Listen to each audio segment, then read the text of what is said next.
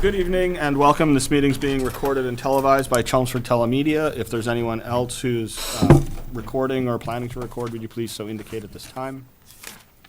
Seeing none, we'll move on to the consent agenda. We have two items here tonight, the approval of the minutes of 7-2 and the minutes of 7-9-18. We'll take them individually. So for 7-2, any approval of the minutes of July 2nd. I second. Okay. I have a, Would you like, comments or corrections? my name is spelled incorrectly the last time, only the last time it's listed there, under the adjournment, Under the, Okay. transposed to Oh, J and a T. Oh, yeah. all right, so as amended, any other comments or corrections? All in favor? Aye. Aye. Abstain? Two abstentions, Evan and Tom. Okay, the minutes of 7-9. Any comments or corrections on Move these? approval of the minutes of July 9th. I second. The only thing I would note on that one is another spelling thing on Goldilocks. It's Apparently a permissible variant, I think, but yes. I don't know that it is. Okay. So you would prefer Goldilocks? All one word. All one word. Yeah. Okay. So you knew what it should be, what I thought it should be, so. Okay, as amended, all in favor? Aye. Aye. Abstentions? Tom and John. Okay, thank you very much. The first item under new business tonight is a presentation from Lisa Maroney, the Director of Business Development here in Chelmsford. Lisa?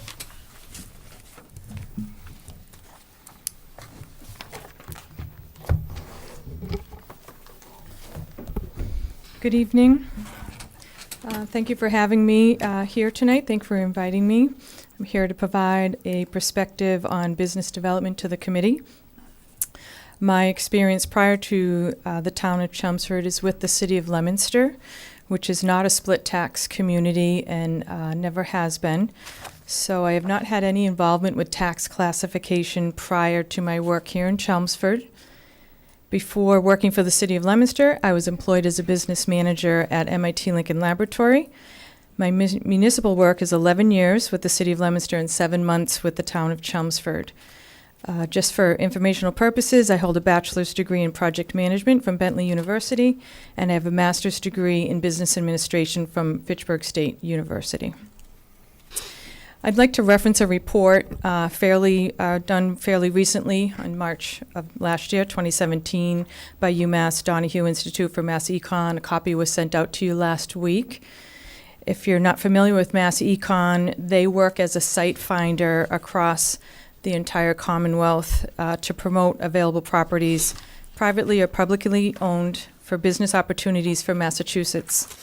The 2017 report specifically addresses the issues of key factors used in location decision-making with Mass Econ, and there are 7 major factors.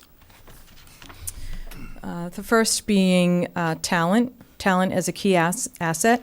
90% of companies seek location according to the criteria of available workforce for their talent pool. The power of clusters, strength in industry, success by aggregate, particularly with innovation in life science. Transportation, proximity to highway, bus routes, commuter rails, airports, reliability concerns in regard to labor pool access. Cost and supply of housing barrier to keeping talent, affordable housing, and the relationship of housing to transportation. The roadmap needed to navigate the economic development system, and what that means is the importance of local officials helping companies establish and locate into Massachusetts, the responsiveness of permitting, the economic development incentives available between cities and towns and state levels. And sometimes the system is hard to navigate for companies with state agencies that overlap and the differences between towns and communities. So a business-friendly environment with effective local hand-holding, if you will, and facilitators is a strong criteria for businesses finding site locations. Cost challenges, that also vary by location, meaning cost of labor, healthcare, energy, taxes, fees like that. The greater Boston area, as you know, more knowledge-based industries, and a cluster effect where industries that are more sensitive to cost challenges will locate outside of greater Boston. And then Mass Econ outlines the stark difference between greater Boston and the entire remainder of the state in regard to clustering industries. Expansion projects typically happen beyond greater Boston because of the concern for the cost of labor and energy, and the 495 Beltway is less sensitive to transportation demands and requirements. So my expertise in working with the city of Leominster, which is a gateway community, as you know, that means it's a community of higher poverty, higher population, lower educational attainment than the state average. So Leominster included a different set of challenges for business development than the town of Chelmsford has presented. I've been asked to provide some professional insight to the future business growth for the town of Chelmsford and a projected look at 5 to 10 years ahead. And given that my tenure here has only been 7 months, it wouldn't be reasonable for me to provide a prediction or even an educated guess. But I can, however, provide you some firsthand feedback on the impression and perception of Chelmsford for business opportunities and market interest. My time to date has been spent invested in networking with regional entities and state agencies to promote the community and the crossroads at 129. State agencies that I have had long-term relationships with, as well as working hard to expand those, are the Mass Office of Business Development, Mass Econ. They're all involved and energized with the happenings of Chelmsford. Regional entities such as the Greater Lowell Chamber of Commerce, Middlesex 3 Coalition, the 495 Partnership, the North Middlesex County of Governments, the Mass Manufacturing Extension Partnership. They're all very well aware and informed of what we've been working on together as a team, and also business development efforts. And in addition to this, Chelmsford-based businesses have expressed excitement and interest in the preparedness and work that's being done to provide flexible zoning, marketing and branding, the site readiness program, and private and public partnerships. I've met and created a lot of working affiliations to include Zoll Medical, Endeavor Robotics, Comcast, Lifelinks, Lowell 5 Bank, Enterprise Bank, Velocity, Godly Smoothies, Beltone Hearing, Erlin Construction, Black Oak Properties, Ram Companies, Artisans Exchange, Visiting Angels, the Gillette Mill in North Chelmsford, and most recently, the Harandora Vieja, a new Mexican restaurant opening on Summer Street. So I've really been embedded in a wide variety and diversity of businesses. In the first 6 months, there's probably more to the list, but I just want you to know I've been out in the community. I'm talking to all different types of businesses, large, small, to give you some insight. In all of these meetings and the company interactions to promote Chelmsford and business development efforts, there's an extending outreach into each of their business networks as well to help share the word about Chelmsford and what we're up to. And just remember that the business development effort of creating new working relationships and strengthening existing connections, building alliances and partnerships is expressing a new image and a new perception of outreach to the world of investors and developers of what Chelmsford is all about and the opportunities that are here. We have yet to fully launch the marketing and branding campaign. So far, it's just been word-of-mouth conversations and networking and just really local on-the-ground type. So we really haven't even begun the promotional aspect to getting this word out and putting it out in a professional campaign. It's mostly just my conversation and the teamwork that's been happening behind the scenes. So there's a lot of extreme potential about to happen. I'm receiving a lot of positive feedback with excitement and enthusiasm about the renewed following for Chelmsford, with comments that include, and I quote, "Once I noticed the initiative to create a dedicated staff position for business development, I knew the time was right to invest in Chelmsford." I'm part of a team preparing a video of filmed testimony of stakeholders in the community, property owners, business owners, about Chelmsford economic development, and to receive a spontaneous comment like that confirms that we are establishing a strong foundation for future growth and doing all things possible with our teamwork to make it happen.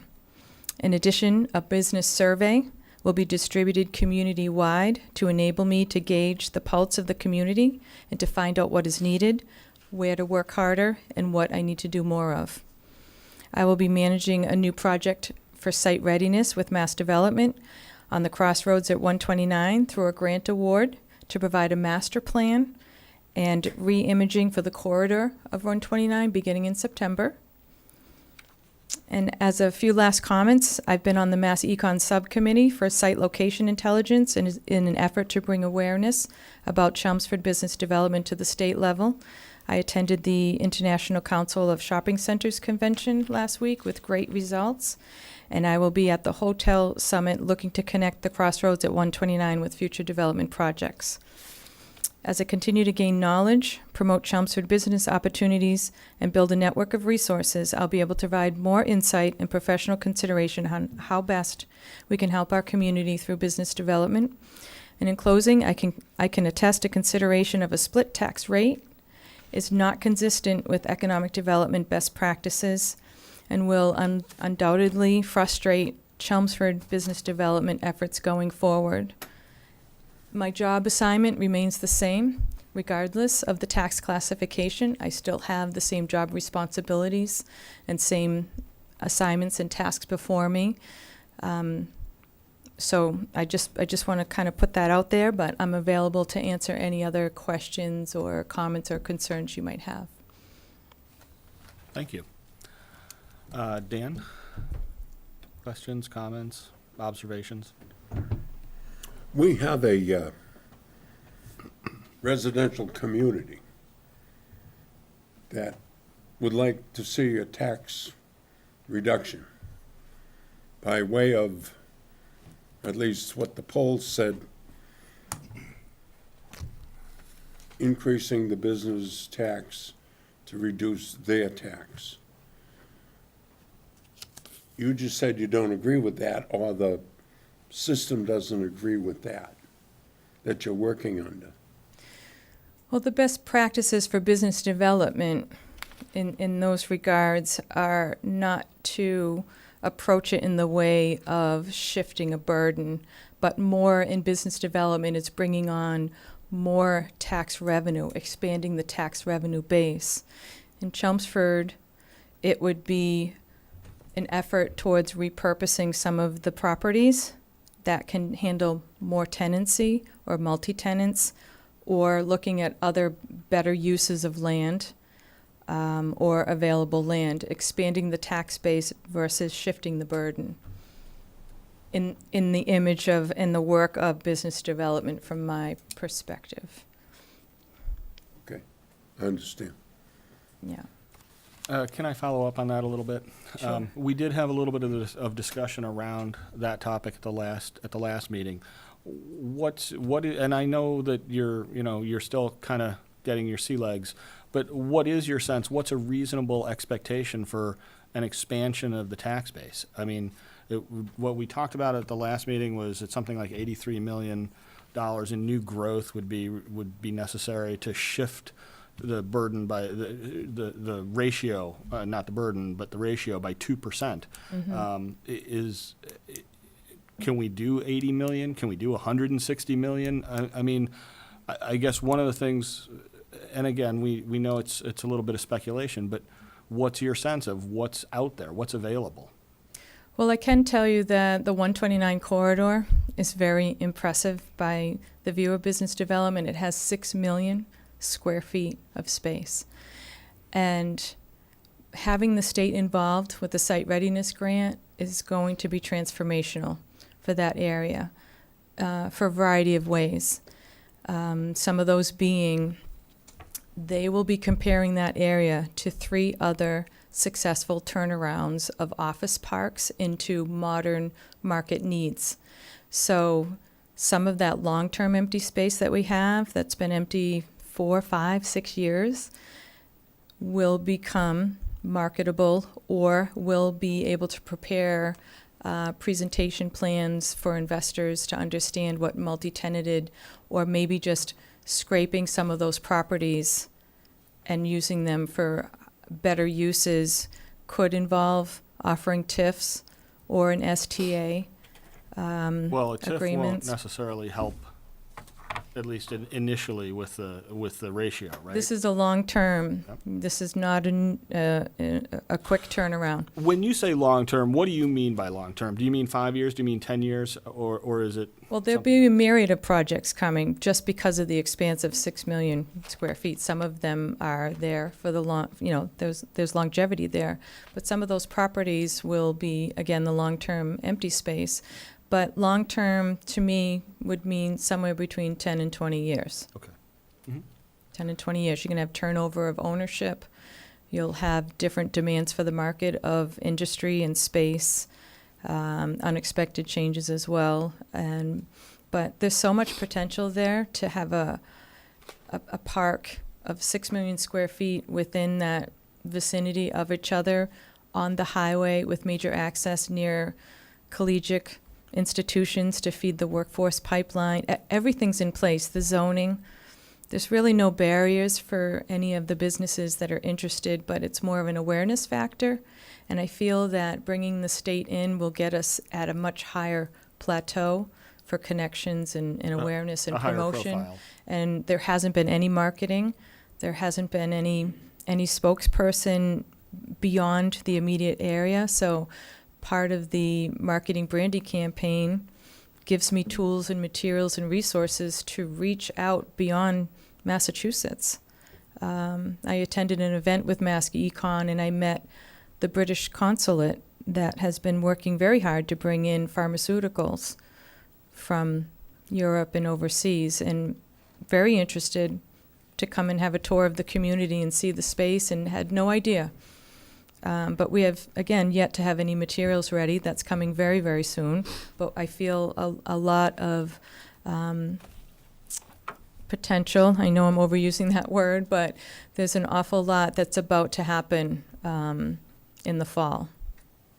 Okay. Yeah, thanks. and some of that was shown by the Middlesex 3 meeting on June 1st. We had triple the attendance of a typical meeting because Chelmsford was presenting the initial introduction to their work. So we haven't really even gotten to the beginning yet. Great. Yeah. Sheila, do you have? I do. First of all, welcome. Thank You're really you. making a very positive change in the community. I Thank see it you. already. I do believe very much in the work that I do. I think that you really have to have a passion in what you do, or it's not going to come across genuine. You're not going to be able to build those partnerships and those exchange of a working relationship, not me just pushing out information to people, but working together in creative problem solving or just, it's interest in investing in the community as well. So I appreciate that. I do have a question. Maybe I read it and I can't remember right now. The grant money from the state, how much is that? They awarded $100,000, Okay. but as we went along to establish our deliverables, we're getting an awful lot more for the money that was awarded, and I wouldn't be surprised if it required an increase. But we do have committed statements of work, and we do have three separate entities and a collection of expert consultants that are preparing to begin in about a month or so, and they are using some local experts as well as their connections at the state level. So it'll be more than a value of $100,000 plan. So what is the state particularly looking at with this grant? What items? So if bear with me for a moment, I'll just rattle off a quick list of some of that.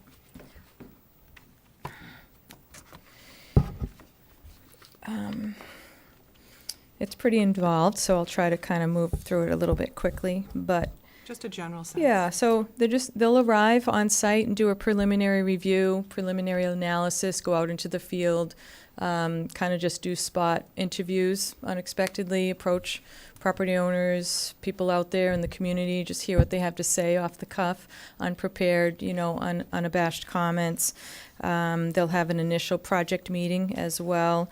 They'll create existing conditions mapping, which will give us a full inventory of the properties, the tenants in the properties, the available space, the occupied space. They'll give us a mapping of all the infrastructure. I can provide you a copy of all this as well. They'll give us water lines, sewer lines, communication lines. They'll show us where added capacity is available to bring in. So if we want to promote life sciences or pharmaceutical manufacturing or those different types of utility demands, we can show that we can support that. A trends analysis, a connectivity assessment of how to get those 70 properties interconnected for a variety of reasons, the experience of working there, walkability, bikeability, those types of things. They'll continue on with the second round of interviews as they move through. They'll do a market analysis and a SWOT analysis and talk about demand and supply, provide some case studies. They'll sit down with us and do strategic work sessions, throughout the process, and have some follow-ups and deliverables by their main group. They're going to create a advisory council that will stay in place throughout the process and stay in place once the plan is prepared. We'll have an advisory council available to us to help as we adjust to promoting or presenting the project. We also have a contract with Howard Stein Hudson for their services as well, for their local connections and local understanding and their technical expertise. So we have a separate scope of work from Howard Stein Hudson. And then we will have some real estate experts available, creating a separate project in studying real estate transactions, markets, leasing, long-term leasing, things like that. In your opinion, Lisa, if we did have a split tax rate, would the state actually look unfavorably to that, and would that affect a grant? Well, I can't really comment on how the state would view it. Again, my experiences with the flat tax community in Leominster, they did bring business to Leominster, knowing how open and welcome and supportive. So knowing that a position like myself, when they hand someone off, they'll be hand-holding and close care. So they use that as their own reputation by the state referring to the community. They don't want unanswered phone calls or emails. They want instant response. It's a reflection of the state partnerships. So I can't really say exactly what their comment would be. But once you prove yourself to them, and once you show that you can make $1 turn into $10, it'll keep happening. Mm-hmm. So I'm hearing you say, in other words, that if there was a split tax rate in Chelmsford, that business would be negatively affected in the future. In the world of business development, the answer is probably yes, because businesses will carry more of the burden in that way if that's how the classification works. I'm curious, so far as the existing businesses around the center area and the possible future businesses down 129, how's the camaraderie going to go? Are they open? Are the existing businesses open to the new ideas? I haven't had a lot of conversations directly with them on tax classification. More of my work has been focused on finding out what their challenges are and how I can keep them happy so that we don't have any more companies leaving. So a lot of my approach is an introduction to my role, what I'm here to do, what I'm capable of doing for them. It can be as simple as a crosswalk requirement, or it could be something more involved where they need workforce training, things like that. But I have not had those direct conversations with them specifically about what they would, how their impact would be, what their adjustments would be. That hasn't been my role in the past, and it's not something that I address unless they're coming forward with issues and concerns. Okay, and then just one last question. I'm assuming that you're working closely with the state reps and senators in regard to the 129 area, and I have met them and introducing them. Again, we still have limited information to share as we're getting ourselves more organized and, you know, with the marketing branding, but we're certainly including them and informing them of everything we've done so far.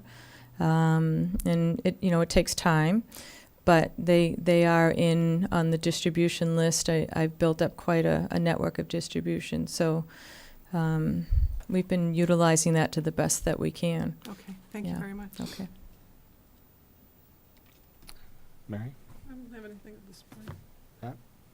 No, I don't really have anything. I just want to reinforce the comments that have been made about Lisa. I mean, I've witnessed some of the outreach she has made from the community to existing businesses and potential new businesses to the area, and she definitely brings so many more so-called tools to our toolbox as far as attracting new business. So Thank you, Pat. very much for doing that. Thank you for that.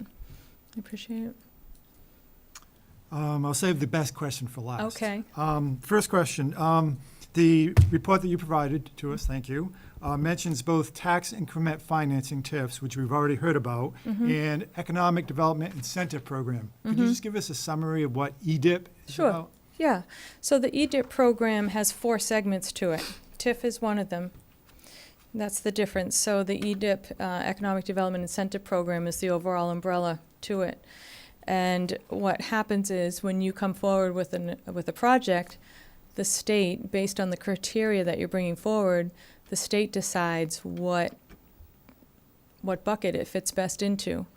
So if those 4 buckets are retention project, keeping them from leaving the state, or keeping them from leaving in a community that's very reliant on them. So it's retention, it's expansion, it's enhanced expansion, and it's job creation. So the EDIP has changed in a major way about 3 times since I've been doing economic development. And so the state adapts the program as they see the business community needs, or to, put that carrot out there to encourage them to strive for that. The job creation program is just strictly that. You have to create 100 jobs or more to receive a tax benefit from that. Other projects typically bring job creation just by the added capacity of space and more work and more need for labor. So back to the beginning with the retention, if companies have the chance to consolidate in Michigan or somewhere else, it could be a retention offer as a way to whatever their struggle is for why they're thinking about leaving, if it's taxes, if it's energy, if, it'll be, I have not done a retention project because typically they come forward looking for incentives for expansions. The expansion project, as you know, is based on capital improvements, but it's got to be pretty significant because similarly, if you put a new kitchen in your house and you spend $40,000, it doesn't mean that your property goes up in value by $40,000. So we're talking about assessed value changes. So capital improvements, property investments trigger a TIF. Typically, it's a big number. $200,000, $300,000 to be able to impact an assessed value change to the point where your tax increment financing, your TIF, can actually create enough of an incentive to the investor over time. So sometimes it's small. It's $5,000 a year incentive when you're spending $200,000 and $300,000, depending. Because some of it's maintenance, some of it's not investment. And then we're talking about the baseline value, which sometimes can be dilapidated or low because properties are less inclined to, they get more time. If you put in a clean room, that's going to be probably valid 15 years, depending, or if you put in loading docks don't really wear out. So it's those types of investments that add value to a building that are not, a recurring. So they can be a TIF only, where there's no job creation. You're just investing in your property, so that's only local real estate tax incentive. An enhanced expansion is where there's very significant, a very large scope project, millions of dollars. There's also projects where if you're not a registered manufacturer, you cannot necessarily reap the benefits of the incentives if you're not a registered manufacturer with the DOR. So sometimes there's a personal property tax section, and then there's a real estate tax, and then there's job creation. So every project is different from one another. So the state kind of looks at that big picture and decides which avenue. So that's all the EDIP program, and then the TIF is one piece of it. Next question. You have only been in Chelmsford for a little while, but you've been in Massachusetts for a long time. Oh, yes. I'm just curious. You may not be old enough to understand the context here, but do you still hear about the myth of Taxachusetts? Do you still hear people talking about that? Well, I have to admit, recently at a Mass Econ meeting, we are spending a little bit of time comparing Massachusetts incentives to what other states do, and what are other programs in other states that we could be implementing in Massachusetts to attract business. So the reason why I spend time there, again, is to bring attention to Chelmsford and all the opportunity here at the state level. So I was just privy to, and I can share the report with you when I receive it. It seems like when you're comparing side by side, it does show a lot of taxes, where if you look at New Hampshire, no sales tax, no income tax, no, there's a long list of no taxes, where our bordering, Massachusetts has a long list.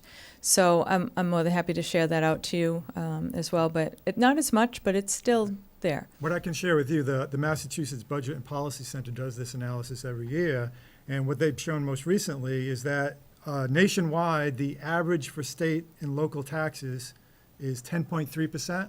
For Massachusetts, it's 10.4%. We rank 22nd. Yeah. So we're right in the middle there. It's just trying to get rid of that. It's kind of like Leominster is still known as smokestacks and plastic factory. It's not even close to what that is, but trying to get rid of that image, which is what the site readiness program will do for us, is to re-image what 129 is, and that it's not an office park. It's a lot of vibrant diversity there, and so it's more about like re-imaging and rebranding. I've heard business leaders say this. I've heard academics talk about this, but I'm going to cite a politician instead. This is from a recent editorial in the Boston Globe, where they're quoting Governor Baker, who says, "Massachusetts is one of the most expensive states to find a home, and it poses the most serious long-term hurdle to continued economic growth." Do you want to disagree with the governor?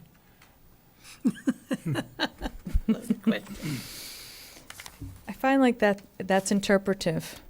If you're in Boston versus Chelmsford or versus Templeton, it's a little bit relative, because the jobs in Boston pay a lot higher, the real estate's higher, the cost of living is tougher. And I just, from my experience in helping people with workforce development and relocating and understanding a new community that they come into, I think Chelmsford offers a great diversity of single-family homes, newer homes, rental units. I think there's opportunity to find something affordable, and if not in Chelmsford, in the very close immediate area, so that we can provide workforce and labor pool close by. Okay. Having said that, this area of the state is renowned for being difficult to find an affordable place to live. This I just wanted to share with you. I thought you would find this interesting. This is from the Northeastern University Dukakis Center for Urban and Regional Policy, where they have an economic development self-assessment tool, and they're talking about factors most highly correlated with increases in employment. And the factors they cite are available development sites, that's stuff that you work on, economic development marketing, it's a good thing that we hired you, timeliness of approvals, site amenities, 129 Business Area Amenities Overlay District, parking, marketing follow-up, and fast-track permitting. So all things that you're Familiar with. familiar with and interested in, Yes. but notice what's missing. Taxes. And in the report that you provided to us, one of the factors it cites is, says companies identify cost challenges in Massachusetts, but the importance to location decision varies. It goes on to say labor, healthcare, and energy cost, as well as taxes and fees, were all identified as significant cost challenges in the state. But given how small state and local taxes are as part of the cost structure of a firm, and given that the academic literature and the town manager and many others in the 2005 study all say that taxes aren't really a big part of the decision-making process, I understand why a business development manager would be concerned about taxes, but from an economic development perspective, it doesn't seem to be a key factor. It's not a key factor in decision-making. If I can comment, Yes, please. there's a lot of unknown variables in when you're sitting down in front of a business, or when you're talking about recruitment or creating an attractive project or an attractive offer from a community. So taxes are not the very first part of the conversation. You're building a relationship. So I do not start that conversation with, oh, yeah, we've got low taxes, or we've got a flat rate, you're going to love it here. My conversation usually begins, which how we set Chelmsford apart is an extreme or very highly proficient or perfect customer service welcoming, because I feel that sets the image of how we operate, what we're all about, the responsiveness, being available after hours, not 24 hours a day, but after hours, emergency preparedness, city services, addressing issues straight on. All of that kind of sets where if you're in a community, and I've heard it from companies, that they're chasing municipal contacts for information and return phone calls and complex permitting and challenging, meetings are canceled, people are on vacation, nobody's giving them information, they don't know what's going on. So I try to really roll out the red carpet as a first impression, which really kind of sits well, and I explain to these companies that a lot of the information I share with them are regional resources, so it would be worth their time to try to find time to sit and talk with me, and it kind of helps me to get that first unchangeable impression about Chelmsford. So taxes are not in the first conversation. It's not really where you start. You start more with what you're expert at and how you can set yourself different from that. Taxes do come into the conversation once there's a more understanding, is their project going to be welcome here? Some communities fight projects out. They find a way where they're not business friendly. They don't want to welcome in everything that comes through. They're not desperate to have a rubber stamp process. So taxes or fees or scheduling or meetings or approvals, things like that, come further in on the conversation. We usually like to begin with a meet and greet that moves on to something a little bit more formal, and then we move into a technical review process. And very rarely have I gotten into tax conversations, because these are intelligent companies. They've done their due diligence. They know what the taxes are. They know what the values are. They know what the real estate market is in the area. They all do a matrix. They're all checking boxes of highway access, and they know all of that. It's a little bit assumed. So what they do want to know is, what are we going to do differently than other communities, and what incentive package can we entice them with, where all communities can offer an incentive package. So how are we going to be different from others? And that's usually where the tax conversation comes in. I'm all set. Thank you. I do have a question, but I don't know how to word it. First of all, thank you, because I have not followed you as closely as most people in here, but I understand you're doing a phenomenal job. Thank you. Thank you. In this material you gave us, it does mention that they need to look at the housing for their employees. In the past month and a half, I know 3 people who have left Chelmsford because of the tax rate for their residents. And in the development I'm in, our houses go within 2 hours with a line out the door. But what I hear from many people is we cannot come to Chelmsford. When they look at the tax rate, they walk away. So how are we going to say to businesses, we're going to retain your employees to live in this community when our tax rate is so much higher, is number one. And number two, when you say that you prefer the single tax rate, I understand that. But when I called Bedford, Mass, I was told by them that when they got the double tax rate, the split tax rate, is when they got their whole shopping area and businesses start moving in, and they have never figured out why.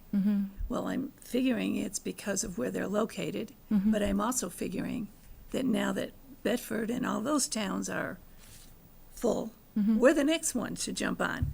So it's also, we are going to have to make it affordable for both sides. Somehow, is that what you were thinking, or are you not thinking that at all? I'm not spending a lot of time churning around the what ifs.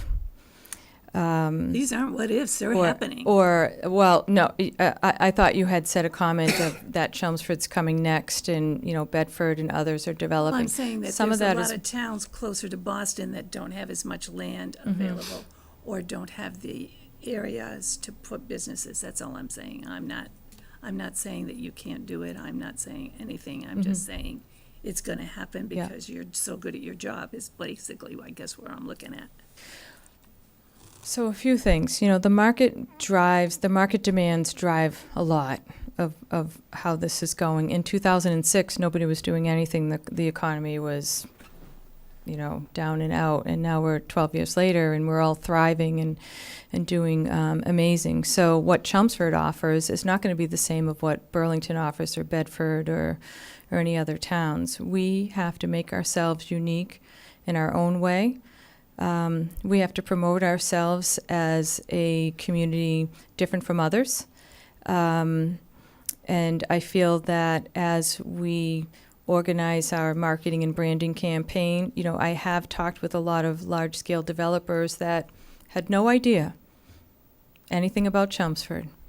And there's been a lot of follow-up meetings to learn more on a face-to-face conference room meeting, because these companies are large. They don't drive around looking for, it's got to be pushed to them, and then they grab onto it, and then they look and they say, there's an awful lot of potential here.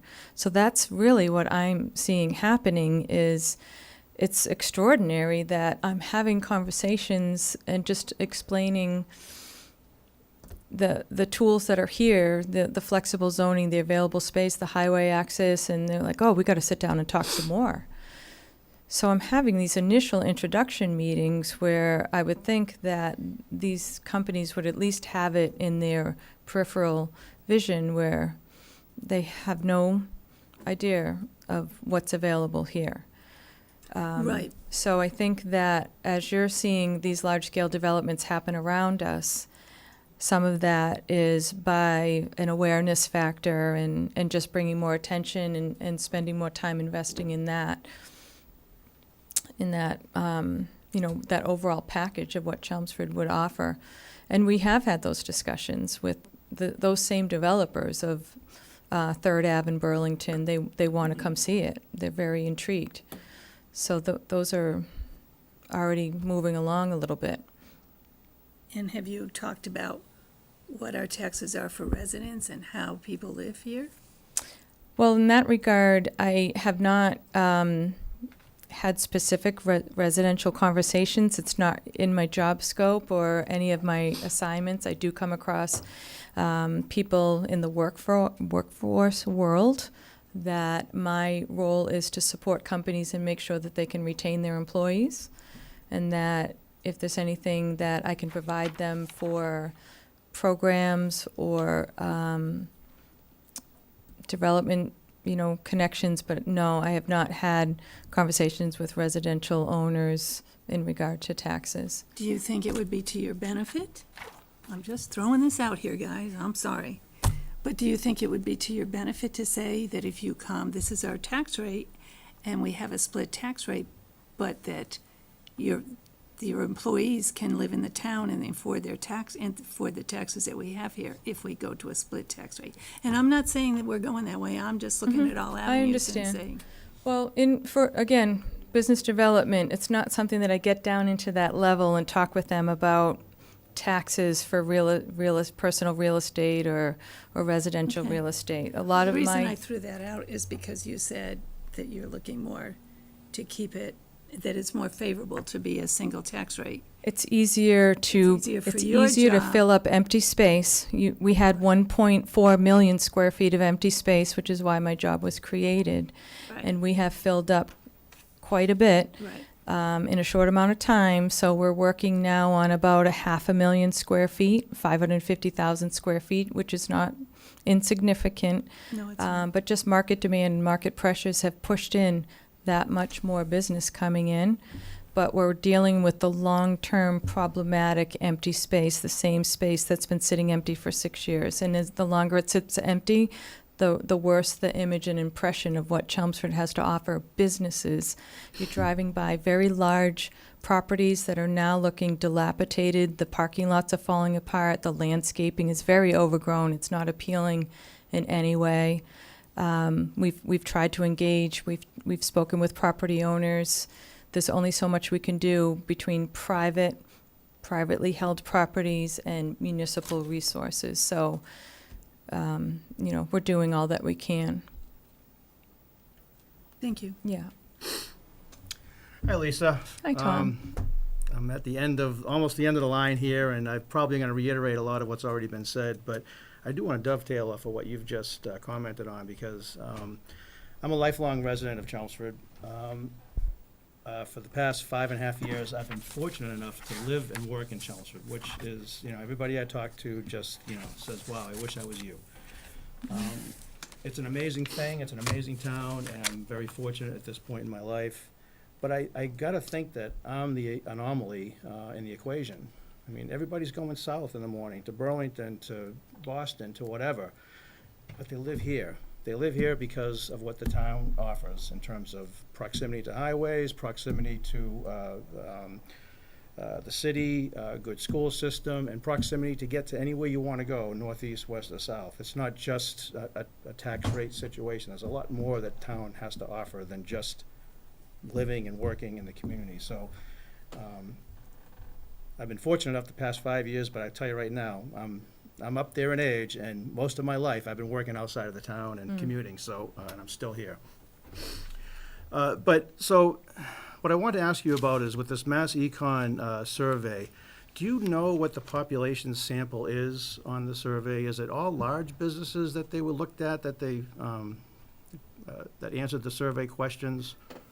I did try to talk to Doug Kellum to understand there's some statistics in there, but I believe that the factors are ranked by priority.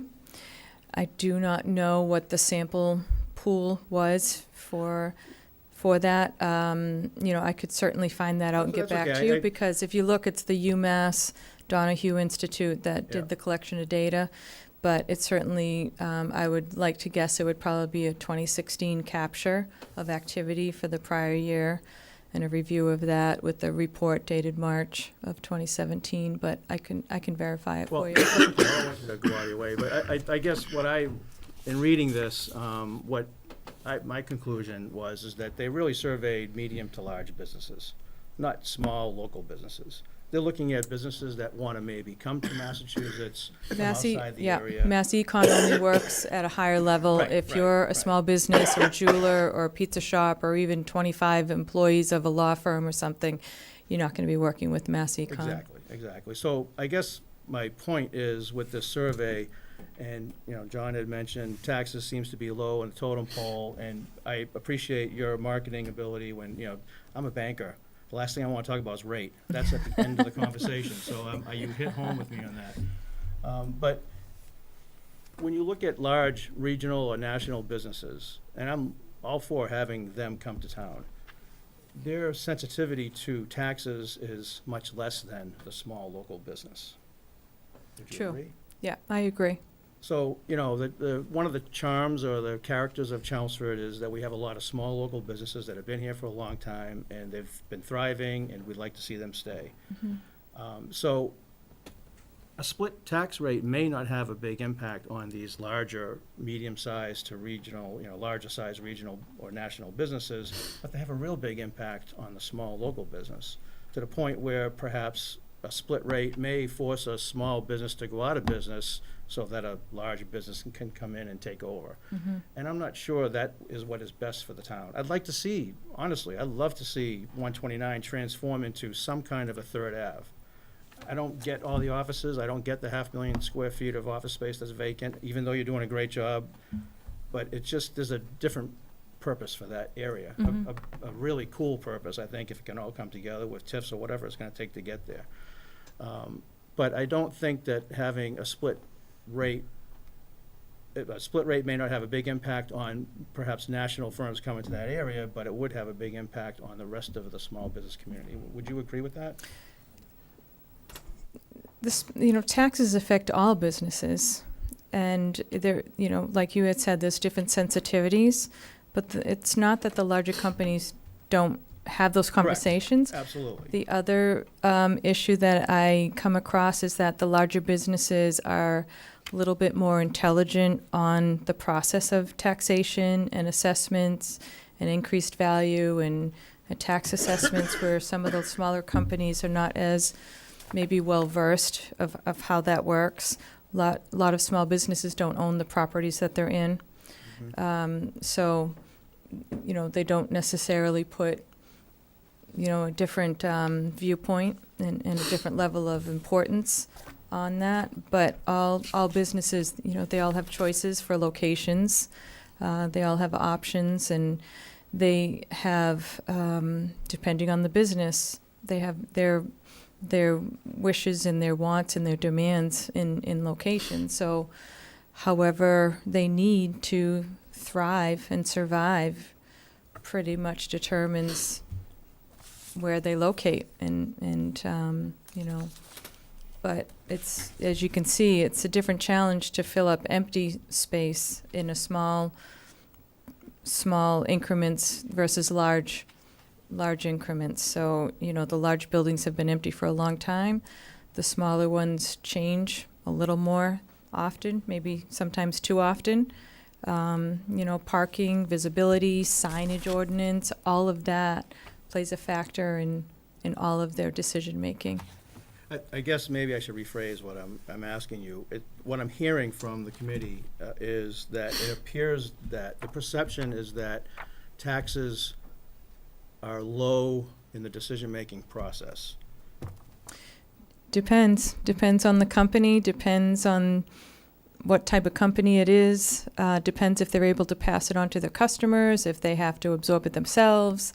There's a lot of unknown variables, but there is different scales of sensitivity, absolutely, between size of company and, the type of work that they're doing, and if they're able to relocate easily. If they're not, all those factors come into play, but there's definitely But it's important. heightened. It's important. It's definitely That's on. what I'm asking. It's on the list. It's definitely on the list. Right. It doesn't not get discussed. Eventually, it comes forward. It's not the first conversation. Sometimes it's not the second conversation, but it's definitely in the initial establishing partnership, it does get discussed. It's important, I guess, is what Yeah. you're saying. Yeah. That's what, It's- that's kind it's- of what I was hoping to hear. It's part of the budgeting process, it's part of their Exactly. survivability, it's part of their planning, their 1-year plan, their 3-year plan, they plan, it's a matter of survival, for some. Sure, sure. So just to reiterate what you had said early on, and I had asked, I was gonna ask you this question, and you've answered it, and I think it's been discussed a little bit more, but I just wanna solidify what has been said. With the redistricting of 129 and your efforts as a business development person, a split rate, in your opinion, would have a negative impact on business development, period. It is not part of the best practice for It's not- business it's development. contrary to where you're going. We want you to come to Chelmsford, we'll roll out the red carpet, we'll do this, we'll do that, but by the way, because you're a business, we gotta charge you more. That's just the way our system would be if we were a split tax. We're working hard to fill up a lot of empty space right now. And would you also agree that your goal, I think, is to raise the commercial base? And when you raise the commercial base in terms of property values, in terms of bringing in more business, the water level rises for everybody. Yeah. And if it's putting a shop or a restaurant or whatever on 129, it'll attract more people. And it will also attract more people to the small businesses in the the center district. Yeah. And It's like trickle-down economics. absolutely, absolutely. Yes, yes. And I guess lastly, at the risk of being too verbose here, what do you see happening with 129? Would you like to see it become a third Ave, or would you like it to become, continue down the road as just an industrial, commercial? I don't want it to become something that's already done elsewhere.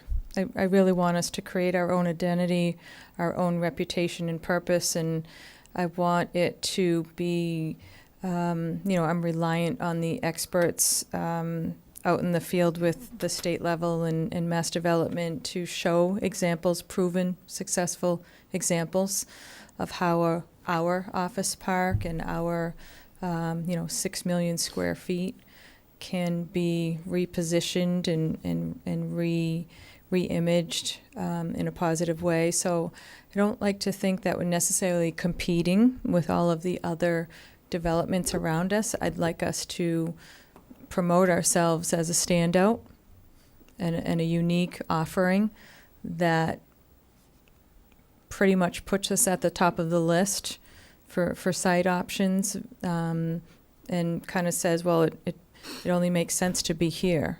We have we're pulling out all the obstacles and all the barriers there with expedited permitting, flexible zoning. I mean, all those other challenges that communities take a while to get past, or the reputation for Chelmsford is already there. We're just trying to shine a spotlight on it.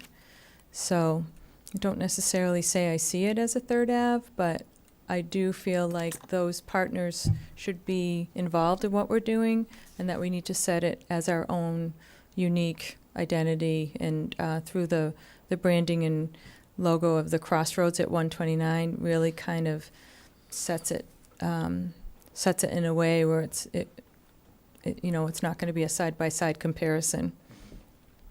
So I'll just circle back with my first comment is, living and working in the community now, I've become a bit parochial, and I tend not to go too far outside the town lines.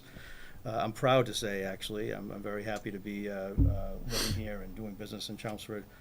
But for those that commute and those that live in town, boy, I got to tell you something. If 129 could become something like Third Ave, I'm not saying Third Ave, but something like Third Ave, or take something out of Nashua or whatever. We drive north to Nashua, we drive south to Burlington all the time. Yeah. It would be nice to connect I the agree. dots. Yeah, I agree. It'll have some similarities. Again, we're working with the very same exact developers. We're having those conversations with those same people that did that transformational changes in those exact projects. We're talking with them, and they're very intrigued. So we've made some initial 1 or 2 meetings, or it's there. We're building the foundation for it. Awesome. Yeah. Well, thank you, and good luck with all Yeah, that. thanks. Can I Thank make a you. quick observation? Sure. I just want to note that the term trickle-down economics was just used like it's something that actually works. Yeah. I was gonna say. Okay. Depends on whether you're a Republican or a Democrat. I'm not getting into that one. Okay, all right. Evan? I have no questions, obviously. I Yeah, work with right, Lisa on a you have an opportunity. daily basis. I'll make some probably comments under agenda item number 3. Okay. I do have a couple of things. First of all, thank you for coming out and taking on all comers. I think that's a good thing. I think while sometimes the conversation circles a little bit, I think it's important to get everybody's point of view out there and to hear what you have to say, because I think you've got a fairly direct line to some of the things that are really central to what we're talking about with classification. Kind of along those lines, one of the things that Tom brought up was the question of the population that's being surveyed. Do you have any metrics, any measurements for what the ratio of large to small companies in Chelmsford is? Exact measurements and metrics at my disposal, no, not yet. But the survey will be community-wide, and that'll be a little bit of a barometer. But I do refer to Evan on some of his, experience in Chelmsford, and Sure. we work closely throughout the day. And I know that the town-wide is 8 million square feet of business space, and 6 million is on 129. So we have to assume that the other 2 million is a collection of small, maybe micro or small or, medium businesses. So just out of curiosity, what would you consider a medium-sized business in terms of, say, Well, square footage or I tend to employees? look at it from the state point of view. 50 to 100 employees. Would be medium-sized? Medium, Okay. something along those lines. It kind of is relative to your largest employers here, and then, those categories. But if you look at it at the state level, they're talking, 1,000 employees to 500. But here, I would say somewhere, over 50, less than 100, and then, Right. there's a certain significant population of small businesses that's 1 to 5 employees. Sure. Or even just a single owner, or 1.5 employees. Well, okay, and is there some, so what you're saying is that there's not really a mechanism right now for tracking those kind of companies? I mean, you're going to do a survey, but it's kind of a one-off thing. When you say tracking, I'm not sure, but we certainly can get data from the DOR. I'm thinking kind of long-term that if the Board of Selectmen chooses to implement a split rate, it's going to be necessary to monitor it as well. And again, as Tom points out, different companies are going to have different sensitivities to that kind of an impact. And I'm just wondering if there's a way that they can be can they be looking at it before they get too far down the road and say, Yeah. we've made a horrible mistake. That's what we want to prevent one way or another. I could probably find data that could provide categories of employee size in Chelmsford. So that there'd be through the- some way to monitor whether whatever decision they make, whether it's having the intended choice. I mean, if Yeah. the choice that they make is to keep a single rate, and then they want to see the small companies thrive. They want to see more come in. They want to see growth. And while there's always market ups and downs, they should be able to see some kind of effect from that. And conversely, if they put in a split rate, they want to see that they're retaining and that the companies are still thriving, that it's not onerous, because once again, there's quite a range of possible split rates, and there may be a threshold where you get to a point where it just becomes kind of a snowball thing. Maybe you can get away with a low split and you can't get away with a high. I don't know. I mean, that's not really a question for this committee, but I think it would be helpful if we could tell the selectmen, this is where you want to be monitoring things. This is what you want to be looking at. Well, if there's anything else I can provide you by way of data, Division of Local Services is connected with the DOR they're pretty much there to provide data to municipalities. So I'm sure that we could work with that if you're interested to. Again, I think if people on this committee have a, a particular direction they want to go in, then we will Okay. take you up on that offer. Sure. But I would encourage you also to be thinking about that anyway, because I think it's the sort of thing you're going to hear again from the Okay. board, from the board itself. Okay. A couple of just kind of side notes. You mentioned that as part of the work that the state's coming in to do, one of the things you're going to look at is the connectivity of the properties down over on 129. When you say connectivity, you talked a little bit about the connectivity of those 70 themselves. What about connectivity with the downtown, with even Vinyl Square if it goes that far? I mean, will they look at opportunities for some of the other 2 million square feet, or is it all going to be focused on the 6 million? The grant award was in part to help with that long-term empty space. Mhm. So the grant is focused on 129, the crossroads at 129. Okay. However, they're certainly agreeable to prepare and present and assemble that in a way where it connects with the town's overall sidewalk plan or, future bike lanes, things like that. Okay. Yeah, but that grant is focused on 129 specifically. Okay. Mhm. So you did say, it's 6 million basically on 129, only 2 million the rest of the town. So essentially any new growth we get, certainly any transformational new growth is going to occur there. Presumably, the opportunities for new growth in the other 2 million scattered around town are more kind of incremental as opposed to transformative. You would agree? I think that's fair essentially? comment. Yep. And so again, when we talk about, or when people talk about growing the commercial side of the base to change the ratio to offset some of the residential costs, there is a limit to what we can realistically expect to grow, right? Yeah, you could say there is a limit. Chelmsford is mostly developed in regard to business property space. We're talking about industrial and commercial. Right. But we're also talking about that flexible zoning that allows same footprints but more square footage. If, I've seen some crazy So projects happen. Essentially building up instead Could of be, up. Yeah. could be. I know we've had several hotels looking. Okay. So now you're talking about rooms tax, meals tax, Right. increased real estate tax with new value on the same parcels of land. So, it's really hard to.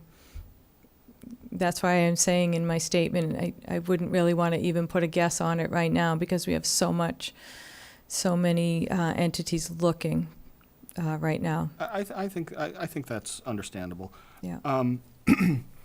One of the other things you touched on was kind of the state of some of the empty space.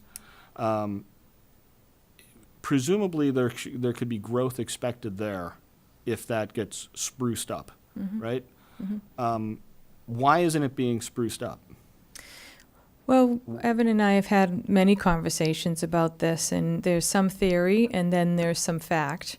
So we know that those particular property owners have very large portfolios, and most of their properties are in very high-performing areas that require more of their time and attention and interest, where that's their money-making, in the Boston area and Cambridge and all of that. So the properties in Chelmsford are kind of very low priority, but they're not interested to sell, or they're not interested to invest in them right now. Well, I guess that's the question, right? I mean, if they're not interested in selling, presumably they're getting what they consider to be an acceptable rate of return. And I one of think the they've been, questions- I'm sorry, go ahead. Sorry, one of the questions is there some way to change their perception of what their rate of return is? We're trying, and some of that was encouraging by them showing up on June 1st at our presentation, because that was a really big step in the right direction, more so than we've had before. And now we're staying engaged in that conversation, and we're getting a lot of encouraging news back and forth. So it's still uncommitted.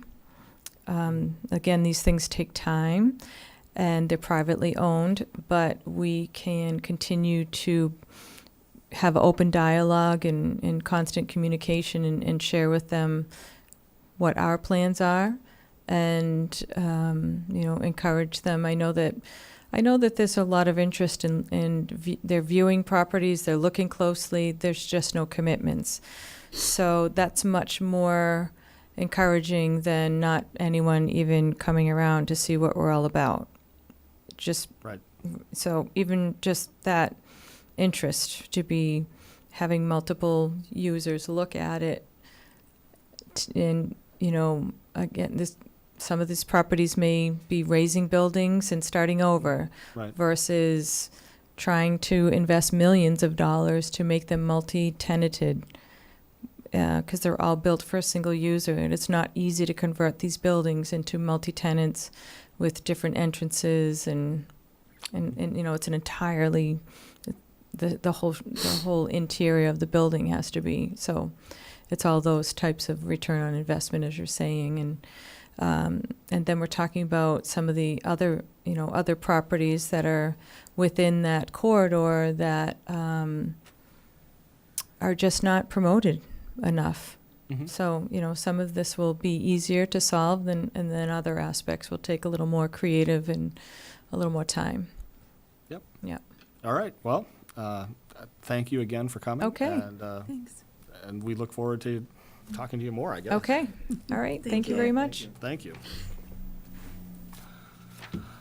Okay, the next item of business is labeled discussion with ex-selectmen regarding classification in Chelmsford. We have no ex-selectmen here to discuss things with tonight. Mary made the suggestion that we focus largely on a couple of years, 1986 and 1995, I think. Those would have been the years when the decision was made to begin a split rate and to end a split rate here in Chelmsford. From 1985, Henrik Johnson is still in town. I've reached out to him and invited him to come and talk with us if he is interested in doing so. I'm going to keep this particular item on the future agendas, at least until I hear back one way or another from some of these folks. From 1995, I've left phone messages with Bob Joyce and Peter Lawler, who I understand is not exactly in town anymore, but he still maintains. He works in, his office is in town, he lives out of town. Okay, so he may or may not, and again, if they don't wish to come, that's fine. I emailed Susan Gates, she did respond, she's on vacation this week.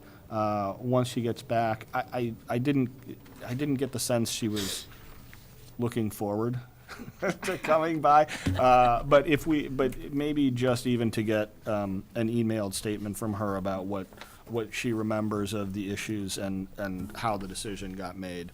I'll pick that up with her when she's back in town and see what she wants to do.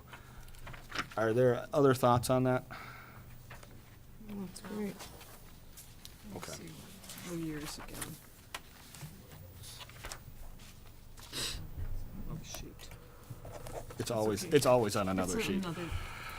And I Okay. think those are approximately the years that Okay, so, Wasn't that time period more to do with the sewer project than anything? so That's what I thought too. So This is- I'm not so sure it's really relevant now.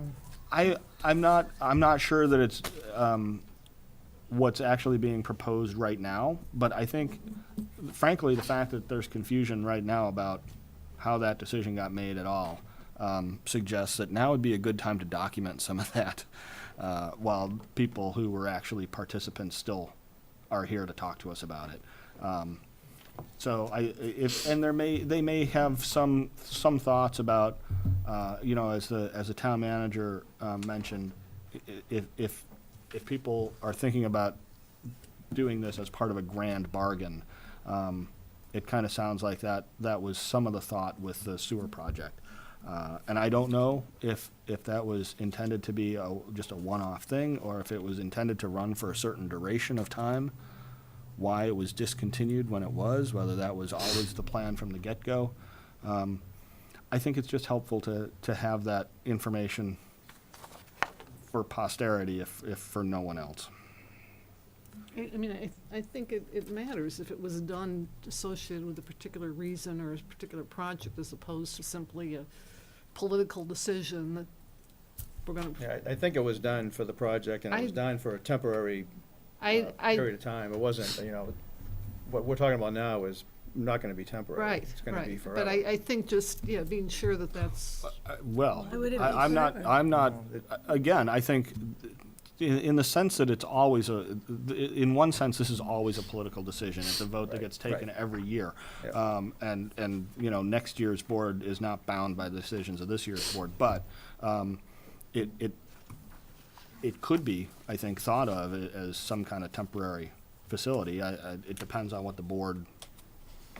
how the board kind of perceives it, I think. I think, again, I may be speaking out of turn, but I think at the time with the sewer project, there was a specific reason to split the tax rate.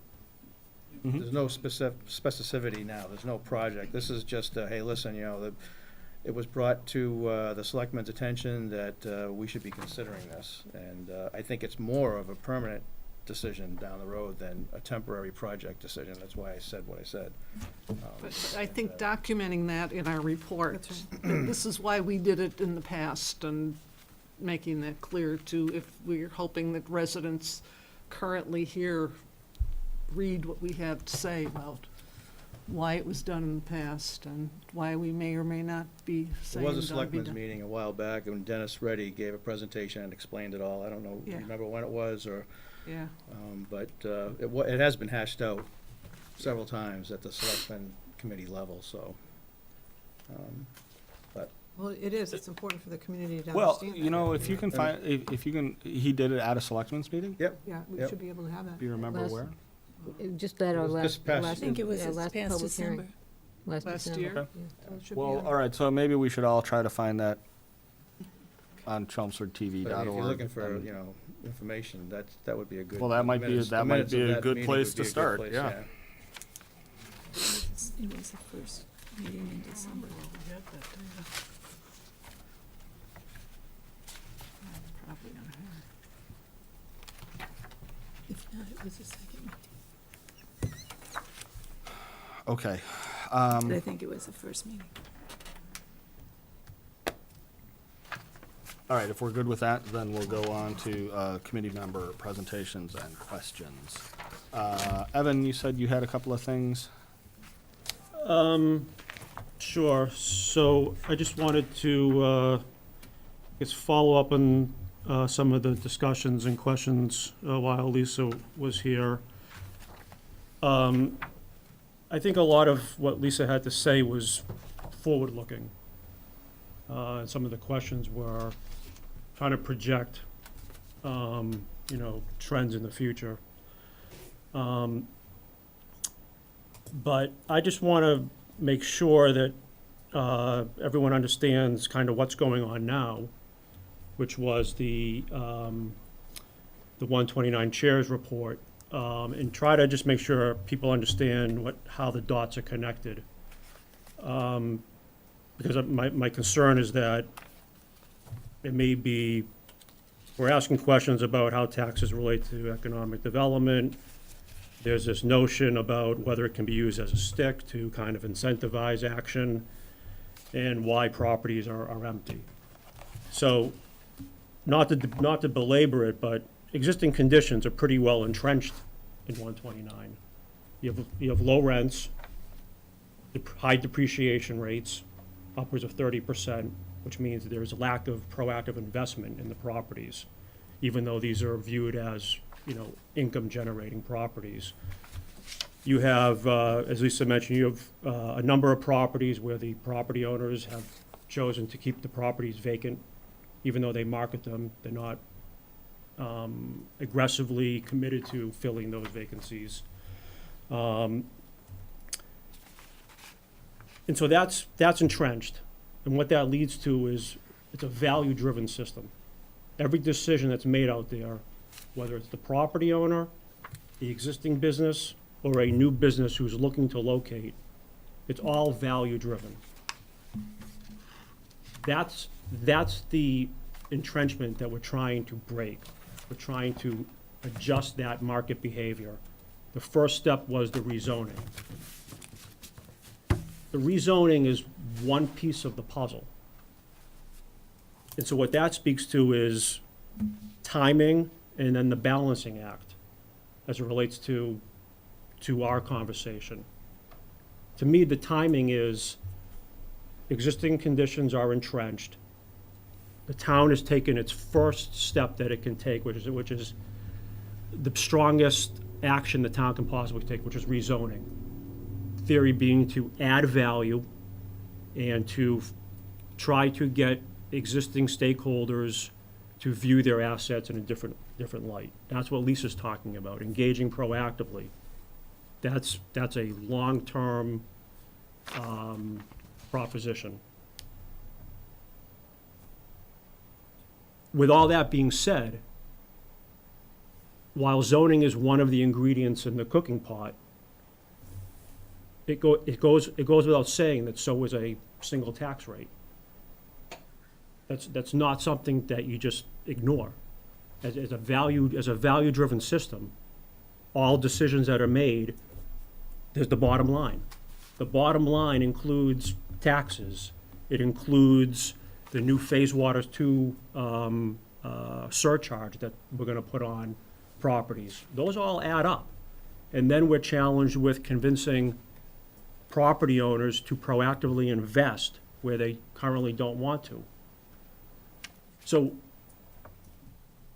to me, that's the challenge of the balancing act, where it's not necessarily a question of, if, but when. And if the town is committed to the path that it was on with 129, understanding the current conditions and the current challenges that are out there, adding a new ingredient to the recipe in the pot doesn't help. And what this leads me to is, as Lisa indicated, we're just making progress. The market is paying attention to 129, which it hasn't done for the last 20 years. And property owners are engaged, but there's a lot of waiting around, waiting and seeing what's gonna happen. We've been talking about the Site Readiness Award.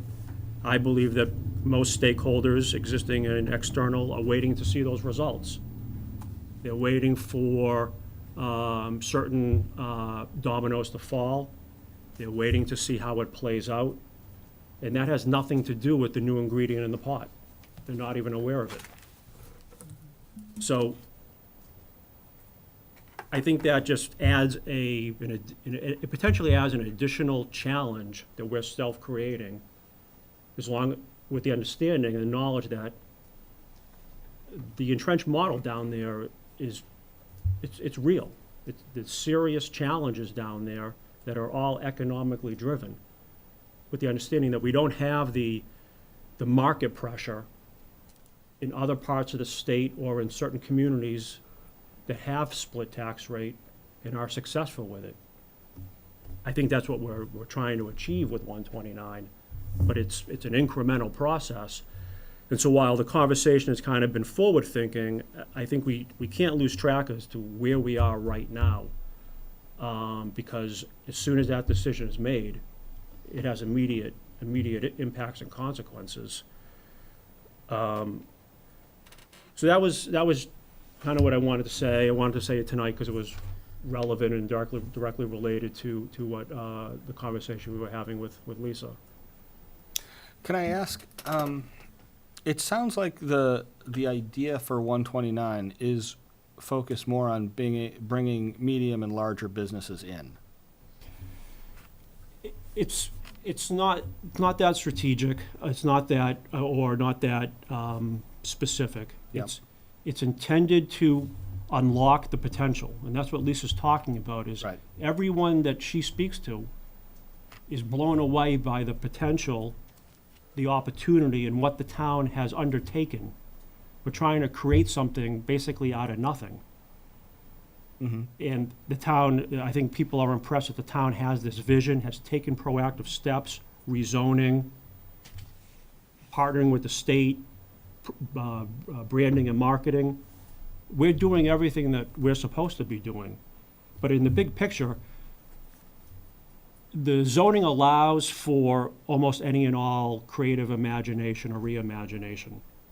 It could be a mini Third Ave.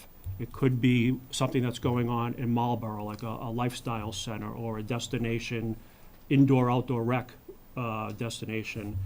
It could be world headquarters. It could be scraping existing buildings and building new.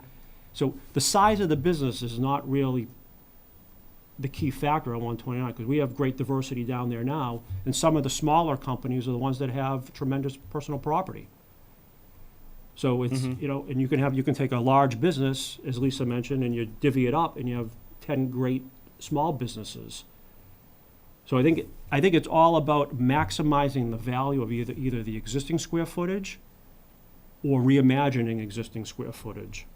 That's what the zoning provides. The missing piece is the site readiness. That's the market analysis. And that's the piece that we haven't had and we don't have, but we will have. That will be the piece that will allow the town to intelligently speak about what is the sweet spot in the regional marketplace for our 6 million square feet.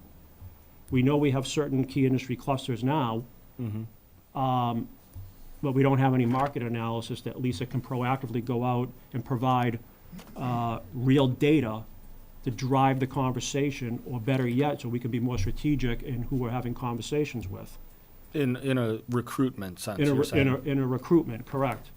The site readiness will have a focus on the retail amenity aspect, but the end game is to have a baseline level of amenities, to keep our good companies and make it very difficult for them to leave when their lease comes up, and to be able to recruit higher quality new businesses. So those are the kind of the dots that need to be connected as far as a strategy, with the understanding that, again, right now, it's all value driven. And so that's why the town has been focused on doing proactive investments. Zoning is a value. There's an investment related to rezoning. The $100,000 site readiness. We're creating partnerships with state entities that have not been in Chelmsford for a long, long period of time. We're not on their radar screen. We're not part of the conversation. That site readiness is going to be invaluable, not just for the data, but for the relationships that state officials are now a part of the success of 129.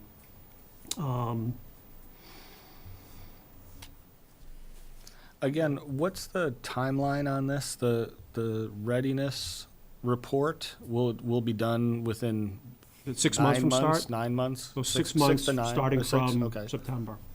Okay.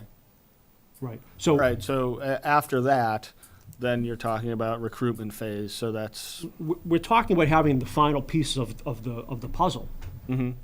You know, the zoning. well, you won't have the final piece is the big employer, or the Agreed, and capstone. and it may not be the big employer. It may Whatever, be yeah. right. The market analysis may show that we should be recruiting small to medium sized companies, and then the challenge will be convincing those big empty buildings, those owners, to demise.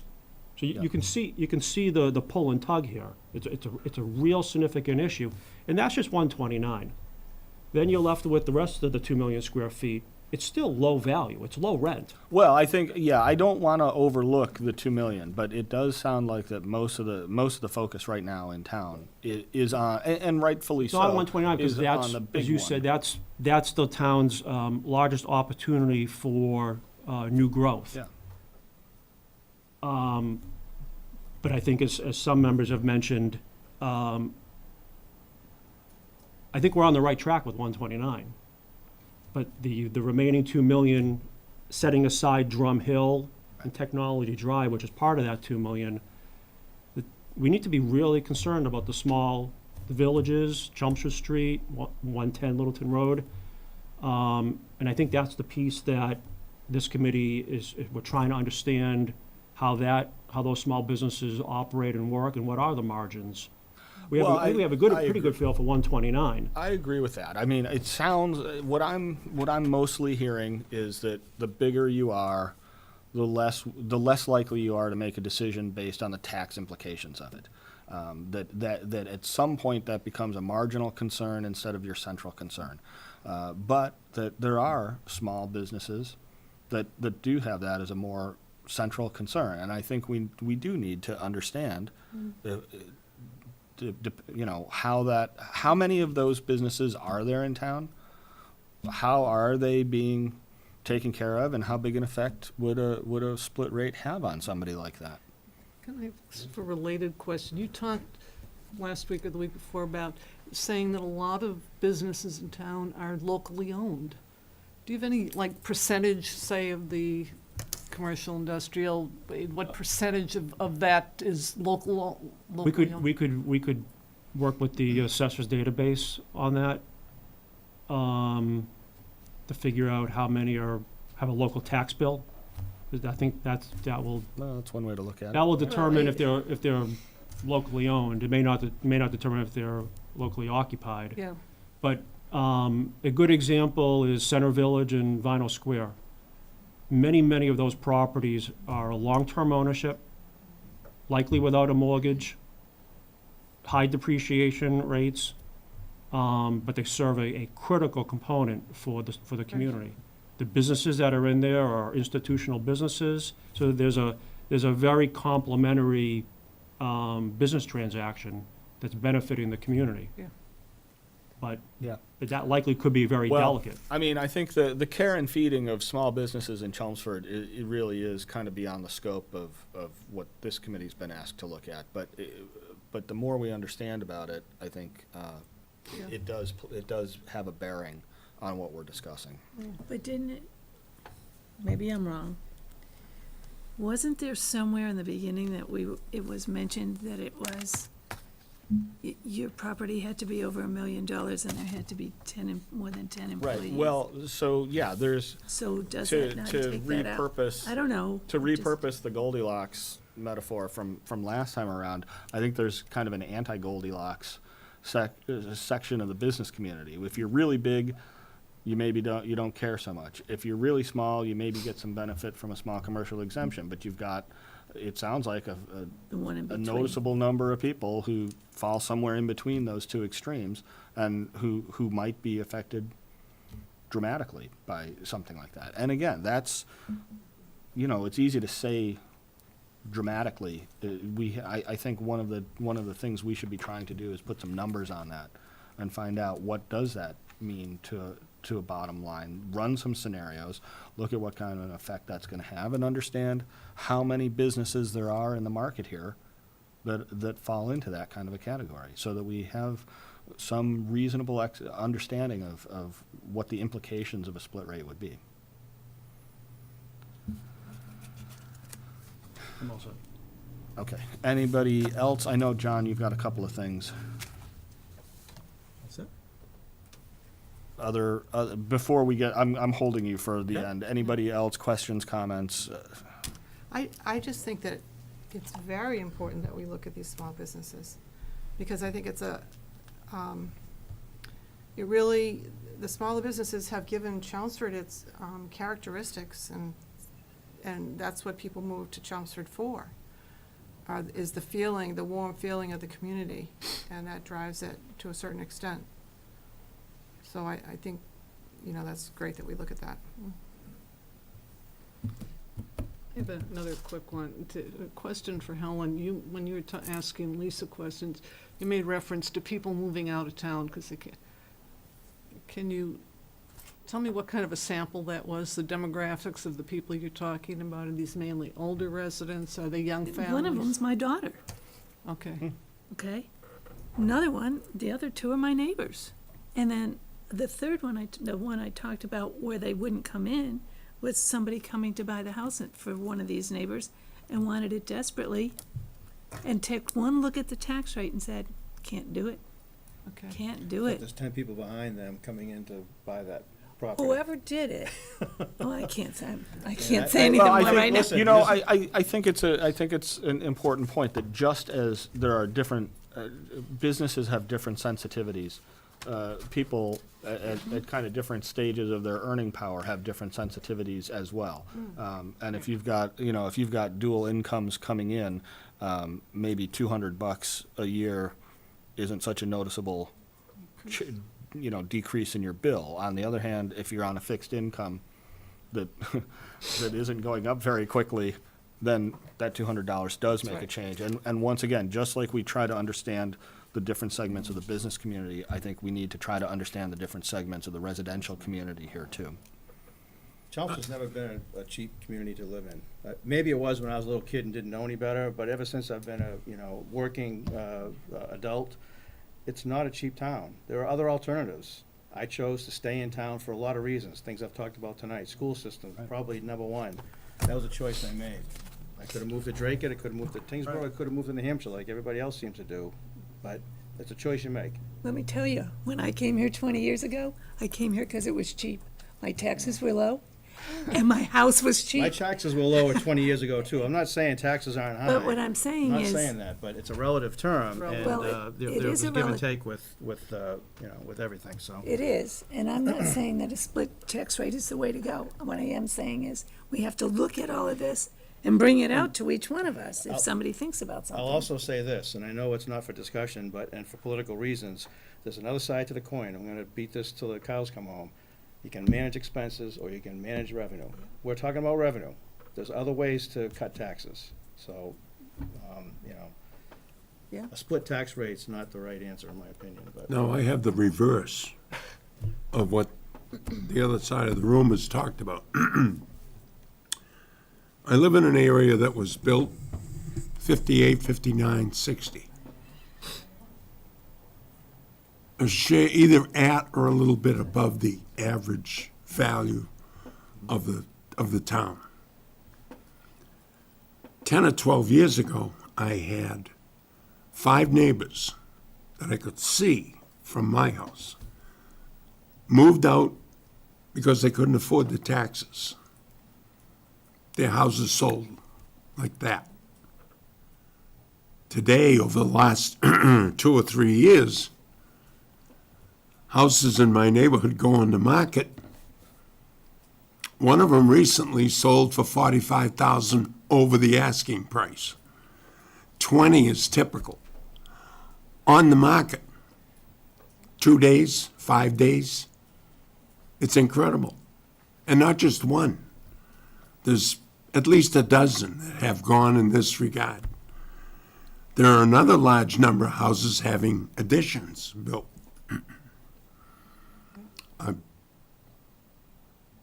I'm maybe not the rule, but the exception, but it's hard to tell by me. It is What hard it to is. tell by, And the anybody's people individual coming experience. in, one was a cop that lived in Weston. Another one is a police officer that works in Bedford. All kinds of people. But if you're saying that that cop lived and worked in Weston and then came here, Yes. do you know what his house sold for in Weston? No, he I- didn't live in a house. He He rented. Oh, okay, okay. Or he didn't own it. He Point rented. is, you probably couldn't afford to live here, but you can afford to live in Chelmsford, Yes. so, go figure. It's, Okay. okay. Anything else?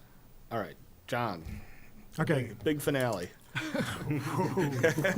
okay, I hope I can live up to that. Spreadsheets for everybody. The first handout, and you all had the spreadsheets already. The first handout is a continuation of the community comparison.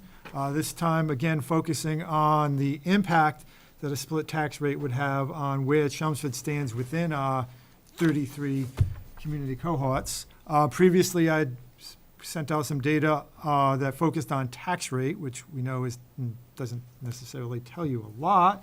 So this time, we're going instead with the average single-family tax bill, which is, by the way, the same metric that Frank reports on when he reports the historical levy and value shares. This is the high-low number that every year is usually in the 60s or low 70s.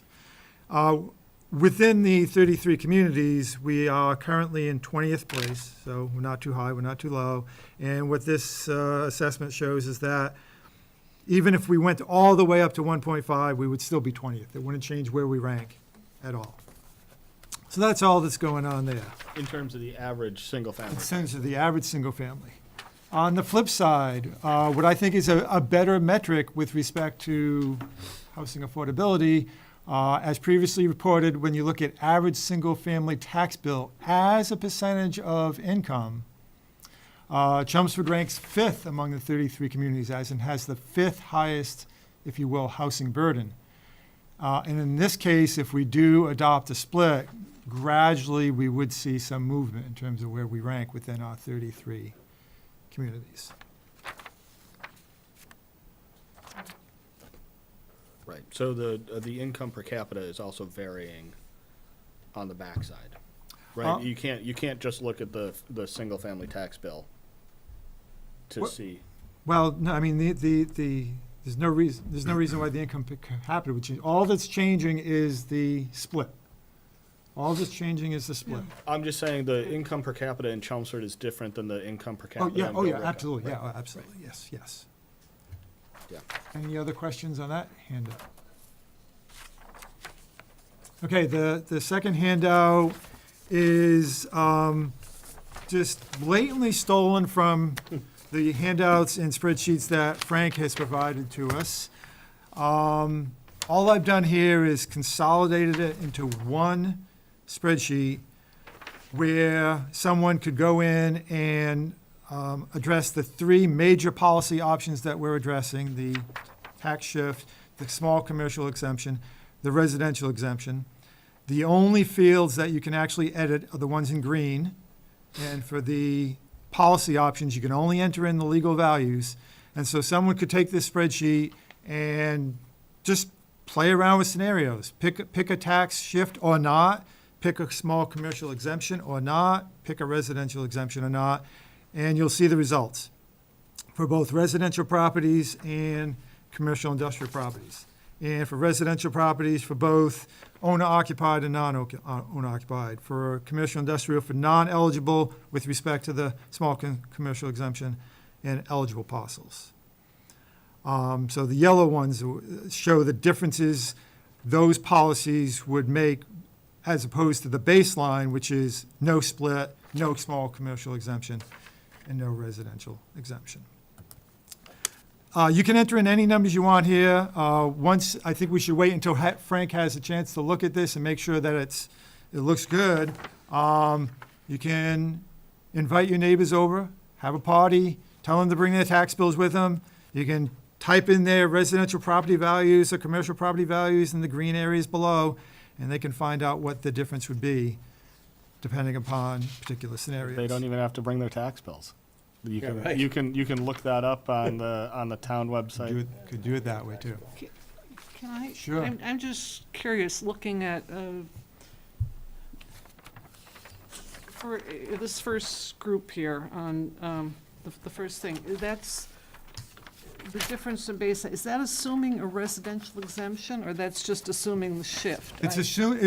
So the three green boxes at the top, you can Yes. enter anything you want Right. there, and then those yellow results reflect what you've chosen for the three And options.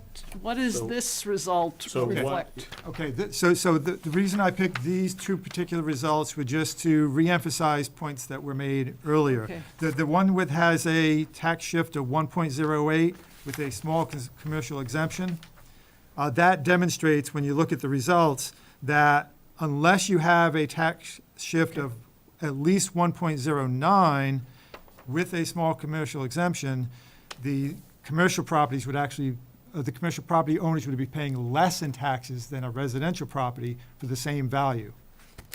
Okay, that's why I picked that particular example, but you can pick any examples you want. Okay, I guess the residential exemption is reflected in these, In on the the second, back. on the and- back, I tried with the residential exemption, and what I wanted to show there is, again, as discussed previously, this is a way of shifting the burden Okay. from the lower valued properties to the higher value properties, but also note that the non-owner occupied properties, like, for example, a large Okay. apartment house, the average value being almost 2.5 million would have a big increase in that.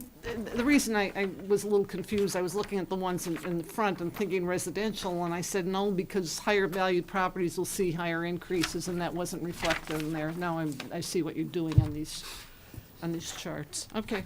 Okay, and if I may, I'd just like to make an observation about interpreting the results, particularly the ones in yellow. So previously, it was discussed that it's very important that residents of Chelmsford realize that with a split tax rate, the only way you can lower residential property taxes is by increasing commercial industrial property taxes. And then it was also observed that when you compare the numbers for a residential property, if their taxes go down because of a split tax rate, it's not going to go down typically by anywhere near as much as a commercial property's taxes are going to go up. There are fewer properties, and often they have higher values. But I want to caution people against thinking it's that simple. You cannot just compare dollars to dollars. The marginal value of a dollar for different property owners could be very different. For example, for commercial property owners, again, the 2005 report says this, the town manager said this. I know I've discussed this with the chair of the Economic Development Commission. The academic studies show that taxes are not a big part of the decision-making process for firms. And the reason why that's true is because, as an example cited in this study, it says all state and local taxes on businesses combined, including corporate and individual income taxes, sales taxes plus local property taxes, represent only about 1.9% of total business cost on average. Now, yes, that is going to vary from larger businesses to smaller businesses, but still the point remains that it's not a big factor because it's not that big a deal for businesses. The numbers look bigger compared to residential changes, but in terms of the cost structure of the firm, not that big a deal. John, if I could just interject Sure, for go a ahead. second. Yep. So, as a banker, I finance a lot of commercial property and locally and abroad. And I can tell you, the two biggest expenses with property ownership is taxes and interest. Simply put, taxes and interest are the biggest expenses for any property owner, period. If you're borrowing money to own a property, interest is probably number one. If you own a property, taxes is number two. To say 1.9% of a number is misleading. I'm just saying, it's a big, big number in terms of cash flow and in terms of valuation of the property. Okay. So I just want to make that clear. Okay, that's not what the studies show. I live it and breathe it every day, so. Now looking at the residential side, yes, there are residential property owners for whom $203 tax cut is just noise. Doesn't matter to them. But there are a large number of residential people in Chelmsford. In particular, I'm talking about the 25% of homeowners and 46% of renters who pay more than 30% of their gross income towards housing, also known as housing burdened, also known as unaffordable housing. For those people, a $200 or $300 tax cut could be a big deal. In particular, using some older census data that showed that roughly 1,000 households in Chelmsford were paying more than 50% of their gross income for housing. $200 could be a godsend. I mean, for those people, it could be the difference as to whether or not they actually can afford to pay their bills, whether or not they can afford to fill their prescriptions, whether or not they can afford a nutritionally adequate diet for their children. The second point I want to make, when it comes to responding to taxes, in particular tax increases, businesses have much more flexibility than residents do. As cited in a mailing from the Chelmsford Business Association, quote, the tax burden of tax classification will ultimately be borne by the residents through increased cost of products and services. Well, that's certainly not completely true, but it is certainly true to a significant extent. Businesses can often pass on tax increases to their customers regardless of where they happen to live. And in general, again, they have, ability to change other parts of their cost structure. When it comes to residents, if you're talking about homeowners, if their taxes go up, they put on their spare room on Airbnb.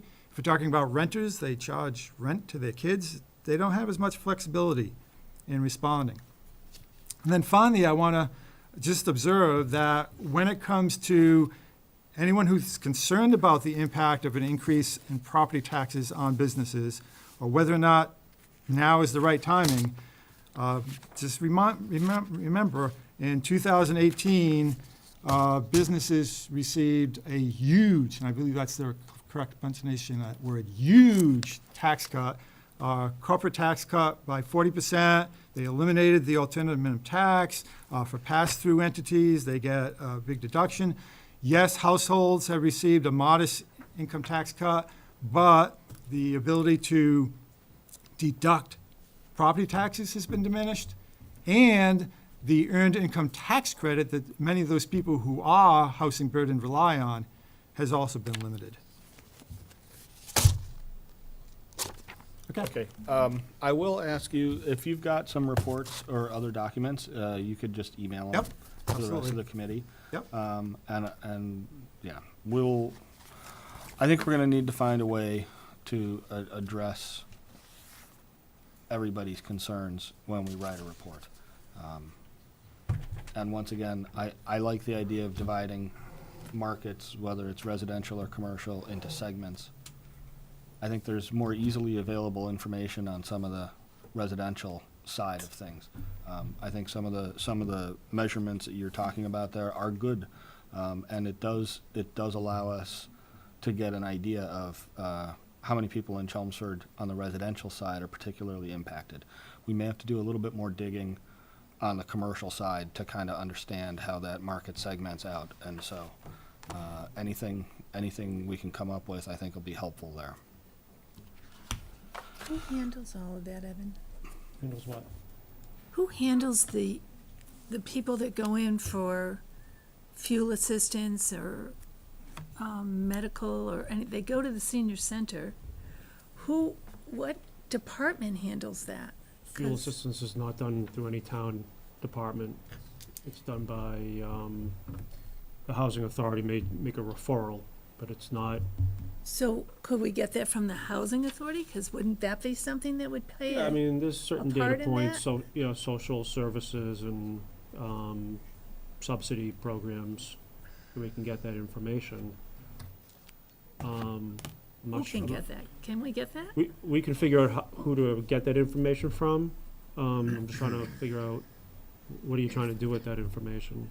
Well, The housing burden? I think I think that it needs to come into play with his housing burden as well as what he's saying about what they do, what businesses do when they file their federal income tax.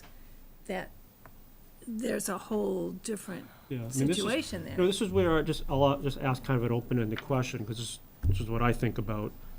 It's very complicated issues, Right. and like, there's something, like, we've been out of a recession for 8 years, right? And presumably there's a tremendous economic boom that's been going on. But I'm not sure Chelmsford has seen that when it comes to new job growth, higher assessed values on the commercial industrial. So I kind of throw that out as an open-ended question for people to try to begin to brainstorm, why hasn't it arrived in Chelmsford yet? To me, that leads back to the entrenched economic model. And if you play that out, again, adding another layer on may not get the engine to continue to move in the right direction. So it's very complicated, I agree with you, but ultimately it's a balancing act. I mean, that's what we're still struggling with. I understand what you just said, and then I think, don't you think in Chelmsford, the answer might be hidden in the fact that the majority of buildings that have gone up have been for over 55 and senior citizens, and if they are on fixed income, so they don't have that boom? Just a thought. I don't know if it really works or not, but it's a thought. Most of the, in fact, I don't think the town has approved a single age-restricted development in well over 10 years. All of the hundreds of apartment buildings that are being built are non-restricted. And in fact, we just had a meeting with Housing Advisory Board today, looking at where seniors want to live. And the Housing Authority indicated that very few seniors want to live in a non-age restricted housing development, whether it's the Housing Authority, a private for-profit, or a development like yours that naturally, restricted or naturally evolves into an age community. So all of the kind of 40B developments that the town's approved and have built, none of them are age restricted, and very few seniors are choosing to live in those developments. So what that speaks to, the seniors are still, have significant housing challenges. If they want to Right. leave their big house and move to something more manageable, Right. there's very few options. In terms of property appreciation, I've asked for World, and I say this, it's almost like a broken record. Values have been flat, relatively. They're growing a little bit every year, but they're not growing like the residential market. The residential market is up exponentially since 2008. You can't say that about the commercial market. It's a completely different animal, and perhaps for the entrenchment that we're in is the reason why. But it's you can see that commercial is just bumping along. It's on a very flat increasing trend, as opposed to the skyrocketing trend of residential homes. Well, that's also good to know. That's all over town? Yeah, is that local to Chelmsford, or is Or is it a that all broader, over? kind of more regional? It's certainly or- local to Chelmsford. It depends on the communities. You know, I do lend regionally, so Yeah. it depends on the community, but it's certainly relevant. in So when Chelmsford. you look at, again, we have 8 million square feet, it's not insignificant. But when you look at some of the DOR, how Chelmsford compares or benchmarks other communities,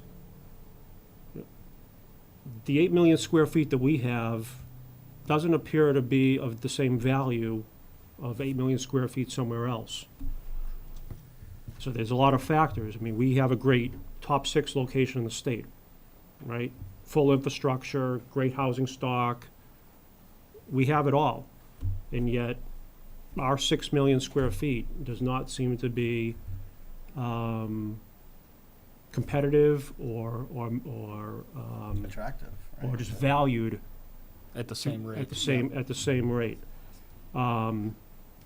But when you also look at some of those DOR tables and you isolate, the communities that have classification, they're all well above 80-20. They're minimum 25. And some of those communities are very successful, where they have classification and they have vibrant, high-value commercial industrial sector. So the question to me is, did they do classification once they reached 25%? And they knew that they would be successful based upon national kind of research?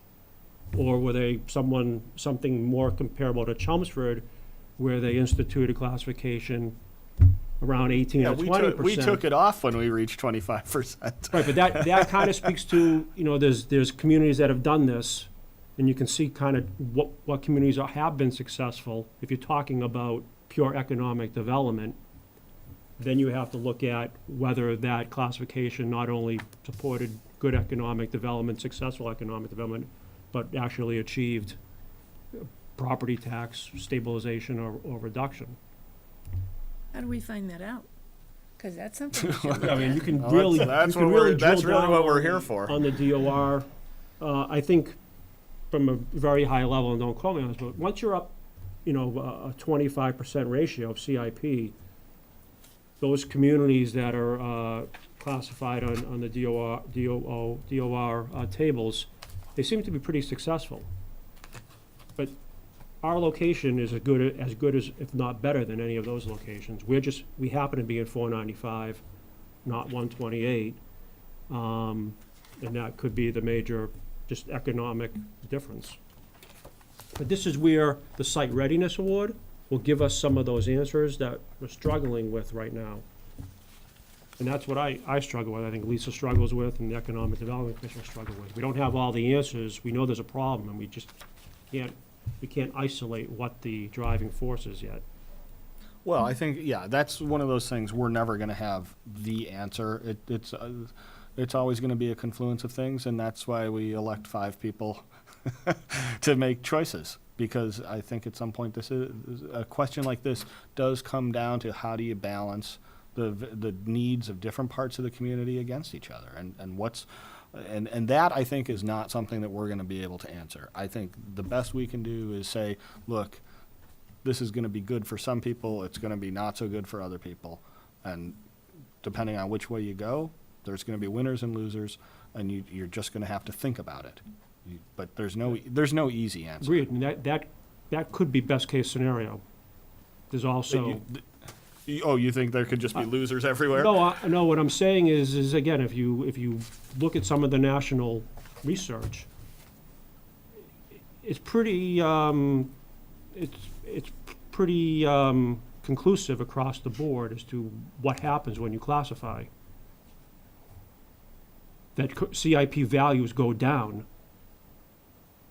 So if the town's strategy or concern is that we're trying to raise CIP values above 20%, it's I think out of the gate, according to national studies, you have a counteraction to that. I'd like to see those studies. If you can I'll dig a couple up, I'm happy to. The other thing I'll say though is that I think that's true of a particular strategy. If your classification strategy is to go to a 1.2 split or a 1.5 split or a 1.75 split, then I think you're correct about that. But it appears to me that in the universe of towns in Massachusetts that have adopted classification, there's a different strategy as well, and that is to manage some kind of a ratio between the RO and the CIP. Yep. And if that's the strategy, then it's not as clear that the decline in value is a significant problem. Right, because what you're saying is no matter what the value of the commercial property is, we're gonna adjust it so that it makes up 20% or 25% or whatever percent that you pick. Right, it's that management strategy, and I think the goal of a strategy like that is more to be kind of a buffer to shocks. Right, like you would say if the commercial ratio is above 20%, then our split's going to be 1.0, right? It's only when it drops below 20% to 19% that Right. instead of asking the residents to absorb all of that increase, we're going to moderate that. And I think the underlying assumption is that these are just kind of random or irrational market fluctuations as opposed to some kind of a secular change. Right, I mean, and we talked about this a little bit last time. The peak in Chelmsford was something like, what, 27%, 28% commercial share, CIP share. And the thought at this point seems to be that it's not a fluke that we're down to 18 or 19%, right? That there's been an actual change in the market. And I think that's the danger of trying to manage a particular ratio, is that if something actually does change, you don't want to be trying to force it into a shoe that doesn't fit, right? Right. But I think it's certainly it's something to be thought about when you talk about why would a community adopt a split rate. And I think you just want to play it out and Exactly. see how that goes. Yeah, looks like looks like in 1989, we peaked at 29%. 29%. And we're at like 18.9 now? Something like that, yeah. 18 something. Yeah, but it's high 18s, right? I mean, we're off a low. It got down to like 17, I think.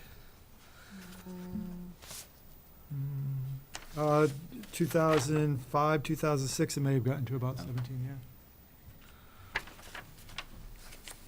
Okay, well, lots of good database searching to be done late at night for everybody. All right, upcoming meetings. A couple of things. The public input session has now been set for August 28th, which is what we discussed last time. What was unsettled last time is where we would do it. The police station happens to be unavailable, and it turns out not as desirable anyway, so we're going to do it here. The plan being to open the door. We'll reserve both rooms for that evening so that if there's overflow, people will be able to see and hear what's going on in here. And we can transmit anything we put on a screen here into the screen in the other room as well. So people won't have to be crowding in or hanging around the door. We still need to follow up on the clickers on that, though. People would have told. Before you Well- go out and get 200 or 4,000, I I don't- want to know. I don't think. Well, I don't, yeah, we're not going to make I mean, the last 4,000. time, let me tell you, the last time I did this, we filled the downstairs gym, so There's only what? with Windermere, when we, seriously, Windermere, oh. when we did Windermere, we had it, I went out and got enough people, and it was crowded, it was standing room Well, there's only, only so- 162 clickers, right? Okay, If we use that's the what I towns. wanted to know. Although, Are we going to be able to make effective use of that? I don't know. I'm going to say I don't think so. And the reason why I say that is that, well, if somebody goes out and gets 100 people to come here, it's not going to be anywhere near a random sample. So what good is the, Wait a minute, I was randomly going to knock on doors in different development, in different places that I did not, I really was. I think it's gonna be all Windermere. They won't even come. So you can do other things with clickers. It doesn't have to be as straightforward as, should we classify or not. You can do things like, do you understand what's going on right now? Use it as kind of a heat map so that if the discussion gets technical, you can kind of see if people are following along, that sort of thing. I tell you what, I will reach out to Dr. Hirsch with the schools. They do some work like this in the classrooms as well, and I think one of the things that they've played around with or experimented with is using people's cell phones as well as clickers. So that would avoid the problems of having to use clickers. I'll talk to her, report back at the next meeting what her kind of thoughts on it are, if she has recommendations. Maybe it's easier just to use the clickers. And once we hear from her, we can talk to the tech folks on the town side, and if the answer is it's just too complicated, then we can still have a good old-fashioned public hearing. I don't own a cell phone, but it wouldn't be appropriate for me to participate anyway. I think it's really. You'll be participating one way or another. I don't have any worry about that. How are we gonna get the word out that there is a public input session then? Because that's important. Okay. I'm happy to have a subcommittee on that. I think if people have thoughts about that, I mean, I would start by putting it on the town website, putting it on Tom Cristiano's site, putting it on Joe Reddy's site, on No. Facebook, and It doesn't, that's really not effective because they go by so quickly. Board of Selectmen meeting on August 13th. Yeah. the other thing that we had talked about was reaching out specifically to town meeting reps. We could probably do an email Direct blast. email, yeah. But why? The thought was that they're following more closely. And they would let people know. That's a good one. Facts assumed without evidence, but I know you couldn't say it with a straight face. It's a group we can reach. You're right. That's But the I- other I thing. will We're think like that- the drunk looking for his keys under the street lamp. We have the email addresses for the town meeting reps.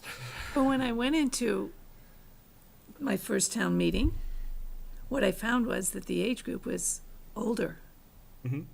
It's not everybody, it's not a whole, you're not getting a whole different You're just Yeah. getting, And I think, to John's point, this is in no way going to be kind of a representative sampling of Chelmsford. But that doesn't mean we shouldn't do it. And I think there is something to be said for people showing up and having their voices heard. Yes. So we'll go ahead with the 28th on that. I'll look into getting some kind of community feedback mechanism going. And yeah, maybe just start thinking about what the best way to reach out to people is. With, again, with the proviso that it is just these 2 rooms. Okay, Tom, you reached out to Mr. Bill Mitchell, yes? Yep, and he's agreed to come in. He's the chief assessor for the town or city of Leominster, and he's agreed to come in and speak on August 14th. Okay, so we'll put him on the agenda for that. So, he's also worked with Sturbridge. Correct. Do you know when he was in Sturbridge? He'll tell you. I Oh, want to say, which is- I know he was there for 5 years. I don't Okay. know how long he's been in Leominster. Because they're one of the towns of interest that has adopted and then Correct, de-adopted that's right. a split rate, not once but twice. Yep. So I think the experience there We'll have a will lot be of insight for informative. us, I think, yeah. Okay, the other thing that I have in terms of meetings, when you look at the various local options, the residential exemption has not gotten a lot of discussion with us yet. How much more discussion do we need to have? I mean, you have the worksheet in front of you. Is it as simple as just looking at the numbers and seeing what it does to your rate and others? Or do we need to go a little bit more in depth on something like that? I mean, I'm inclined to put it on as an agenda item and have a discussion focused around it.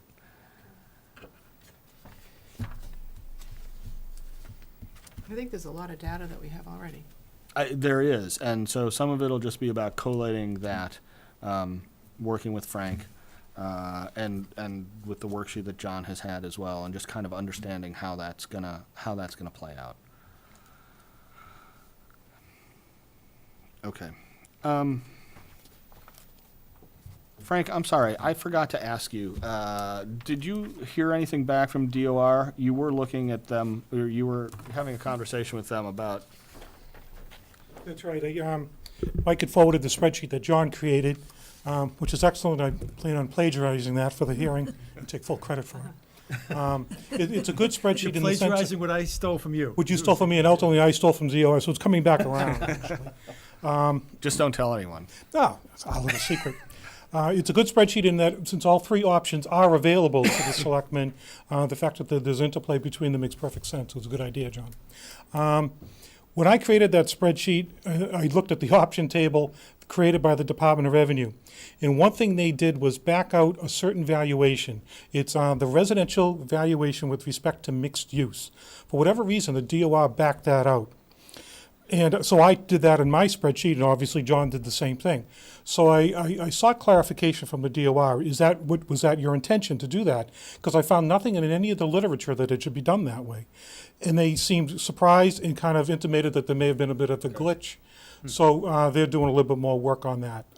So that's the status of that. Okay, so maybe we'll, once you get some kind of final word from them, I think that'll be the trigger to put a discussion of the residential exemption Right. on, and then we can know exactly how that's gonna work. Okay. Even when I built back in that valuation, it's not a huge difference. In terms of the Right. impact, it's the same impact. The numbers are just slightly different. I think against the $280,000 valuation, it was like $11. But I want to get it as accurate, particularly if it's going to be put before Right. residents and that sort of thing. Yep. Thank you. Okay, if nobody has any other comments or questions about upcoming meetings? Yeah, when are the upcoming meetings? What are the dates? We are on Tuesdays. Every The Tuesday intent for is to now? go Okay. every Tuesday at this point. No more Mondays. No more Mondays, no more Wednesdays. Mondays.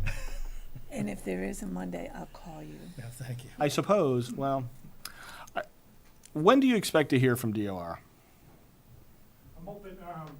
I'm hoping this week. I'm going to Yeah. back out to them. All right, well, I think that's reason enough to plan on a meeting next Tuesday. Certainly, The 14th will be a big one. Let's plan on this Tuesday, assuming that comes through, and I think at that point we should also have some kind of response, one way or another, from the various ex-selectmen.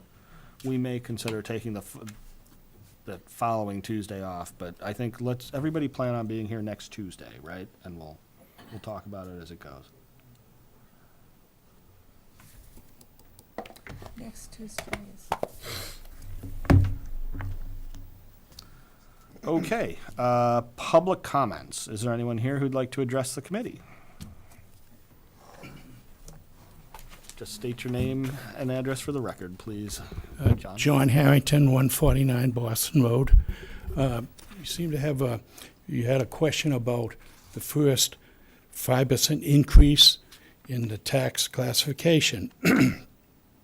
Well, like many selectmen meetings, I was there at that time. You had 5 selectmen, Roger Blongren, the your age group or class, Dennis Reddy, Johnny Emerson, Hendrick Johnson, Brad Emerson. And the vote went down, was ready for it, Dennis Reddy, and it also was Johnny Emerson and Roger Blongren. And the reason, and this comes from Dennis Reddy, a very good friend of mine, I miss him very much, the reason was they felt to jumpstart classification. They wanted to get it going. North Chelmsford was a problem with all the mills and everything. They figured if they could get that going and have that 5%, the sewer project would jumpstart and start, which it did. However, Dennis Reddy, after a number of years, when the town voted to sewer the whole town, he was against that. He come out and said, no, we voted it for that segment of the town. We put in classification, and now we want to get rid of it. But it took a number of years. You can't just, I hear you talk about bringing it in, taking it out. It's impossible to take it out. It took a number of years to eliminate that 5%. And I've gone to those meetings forever. So you just can't do it in one shot. So that's my comments, and hopefully that can help you to understand how it started. Absolutely. Okay. Thank you. Thank you. Okay, action items. Oh, I'm sorry. Sorry, I'm a little slow tonight. I was wrestling with a 75-pound subwoofer over the weekend, and I did not win on that one. Glenn Diggs, 220 Wellman Ave, also a member of the Board of Selectmen. I'm not here speaking for the board, just for myself. I'd like to make a couple of observations, if I can. I have either watched or been in attendance in most of your meetings. And, you know, I'm not saying it's good, and I'm not saying it's bad. But from my standpoint, the group has spent probably, it seems to me, at least 90% of your time talking about trickle-down effects, meaning that it's about the business that is on the come that eventually will resolve a revenue problem that the town might have. And you're not spending any time, it seems, other than John has brought some statistics and has talked about them, on the residential side in terms of legitimate reasons of why a split tax rate is allowed. The original Chapter 3 law, one of the tenets in that, and one of the legitimate reasons they felt it was created, was to rectify the imbalance between residential values as they tended to go and commercial values as they tended to go. And I think it's been presented tonight, as it has been on other nights, that the commercial business in town, the growth of those businesses is relatively low. On the other hand, I heard again tonight, that the residential side is red hot. And that means that the percentage of taxes paid by residents as a total is growing exponentially against the taxes that are paid by businesses. And that was one of the original tenets of that policy as far as a legitimate reason of why you split the tax rate. If one side or the other, if the commercial business side went through the stratosphere, as they did in some towns, then you would have needed to offset that, or the other way around. But right now, I think it's common knowledge in the town, at least it's been brought here, that the commercial is flat, the taxes aren't really going up. Now, and the residential is going up exponentially, as it's been pointed out. Anything that goes in the market is gobbled up immediately. So if you're a homeowner and you're looking at this and you're sitting back and you're saying, well, we got these businesses out on 129 and they're really not performing the way they should be. Now, we're not saying it's because of the owner, and we're not saying it's because of the type of business it is, but we know that that's the case. And I'm paying more taxes. I am supporting them because they can't get their act together and get their engine going. It's not me, it's them. And so I think you need to look at and talk more about the residential side than has been done thus far. And your point of taken that you're looking at, should we look at the residential exemptions a little bit more? It's, you need to sit back and look at what the overall topic is. And the overall topic seems to be from the business side, about you bringing guests in who speak to future developments and so forth. And that's fine, but there is a whole nother side of this that needs to be talked about as well. And that's all I have to say. Thank you. Okay, anyone else? I didn't mean to short you, Glenn. Okay, action items now. Outstanding, pretty much everything is covered. For tonight, I need to do something about the clicker question. I'll go ahead and talk to some people about that. For everyone, go watch the Dennis Reddy presentation, get a historical perspective. John, you're going to email some of the studies that you've got. Evan, if you've got copies as well, I would also like to see those. I don't have anything else besides that. Anybody? Okay. Try to reach out and try to get the tax lawyer.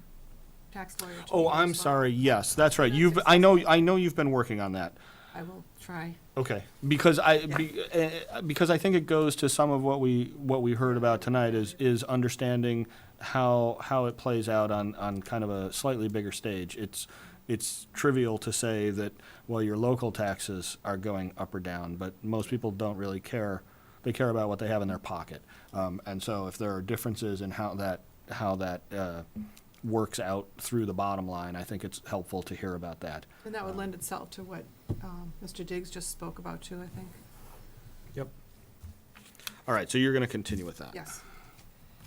Thank you, Sheila. Okay, press questions? Don't think so. All right. Move to adjourn? Second. All in favor? Aye. 2 minutes quick Was I this off? time. One of these days, I'll get it right. That's pretty darn.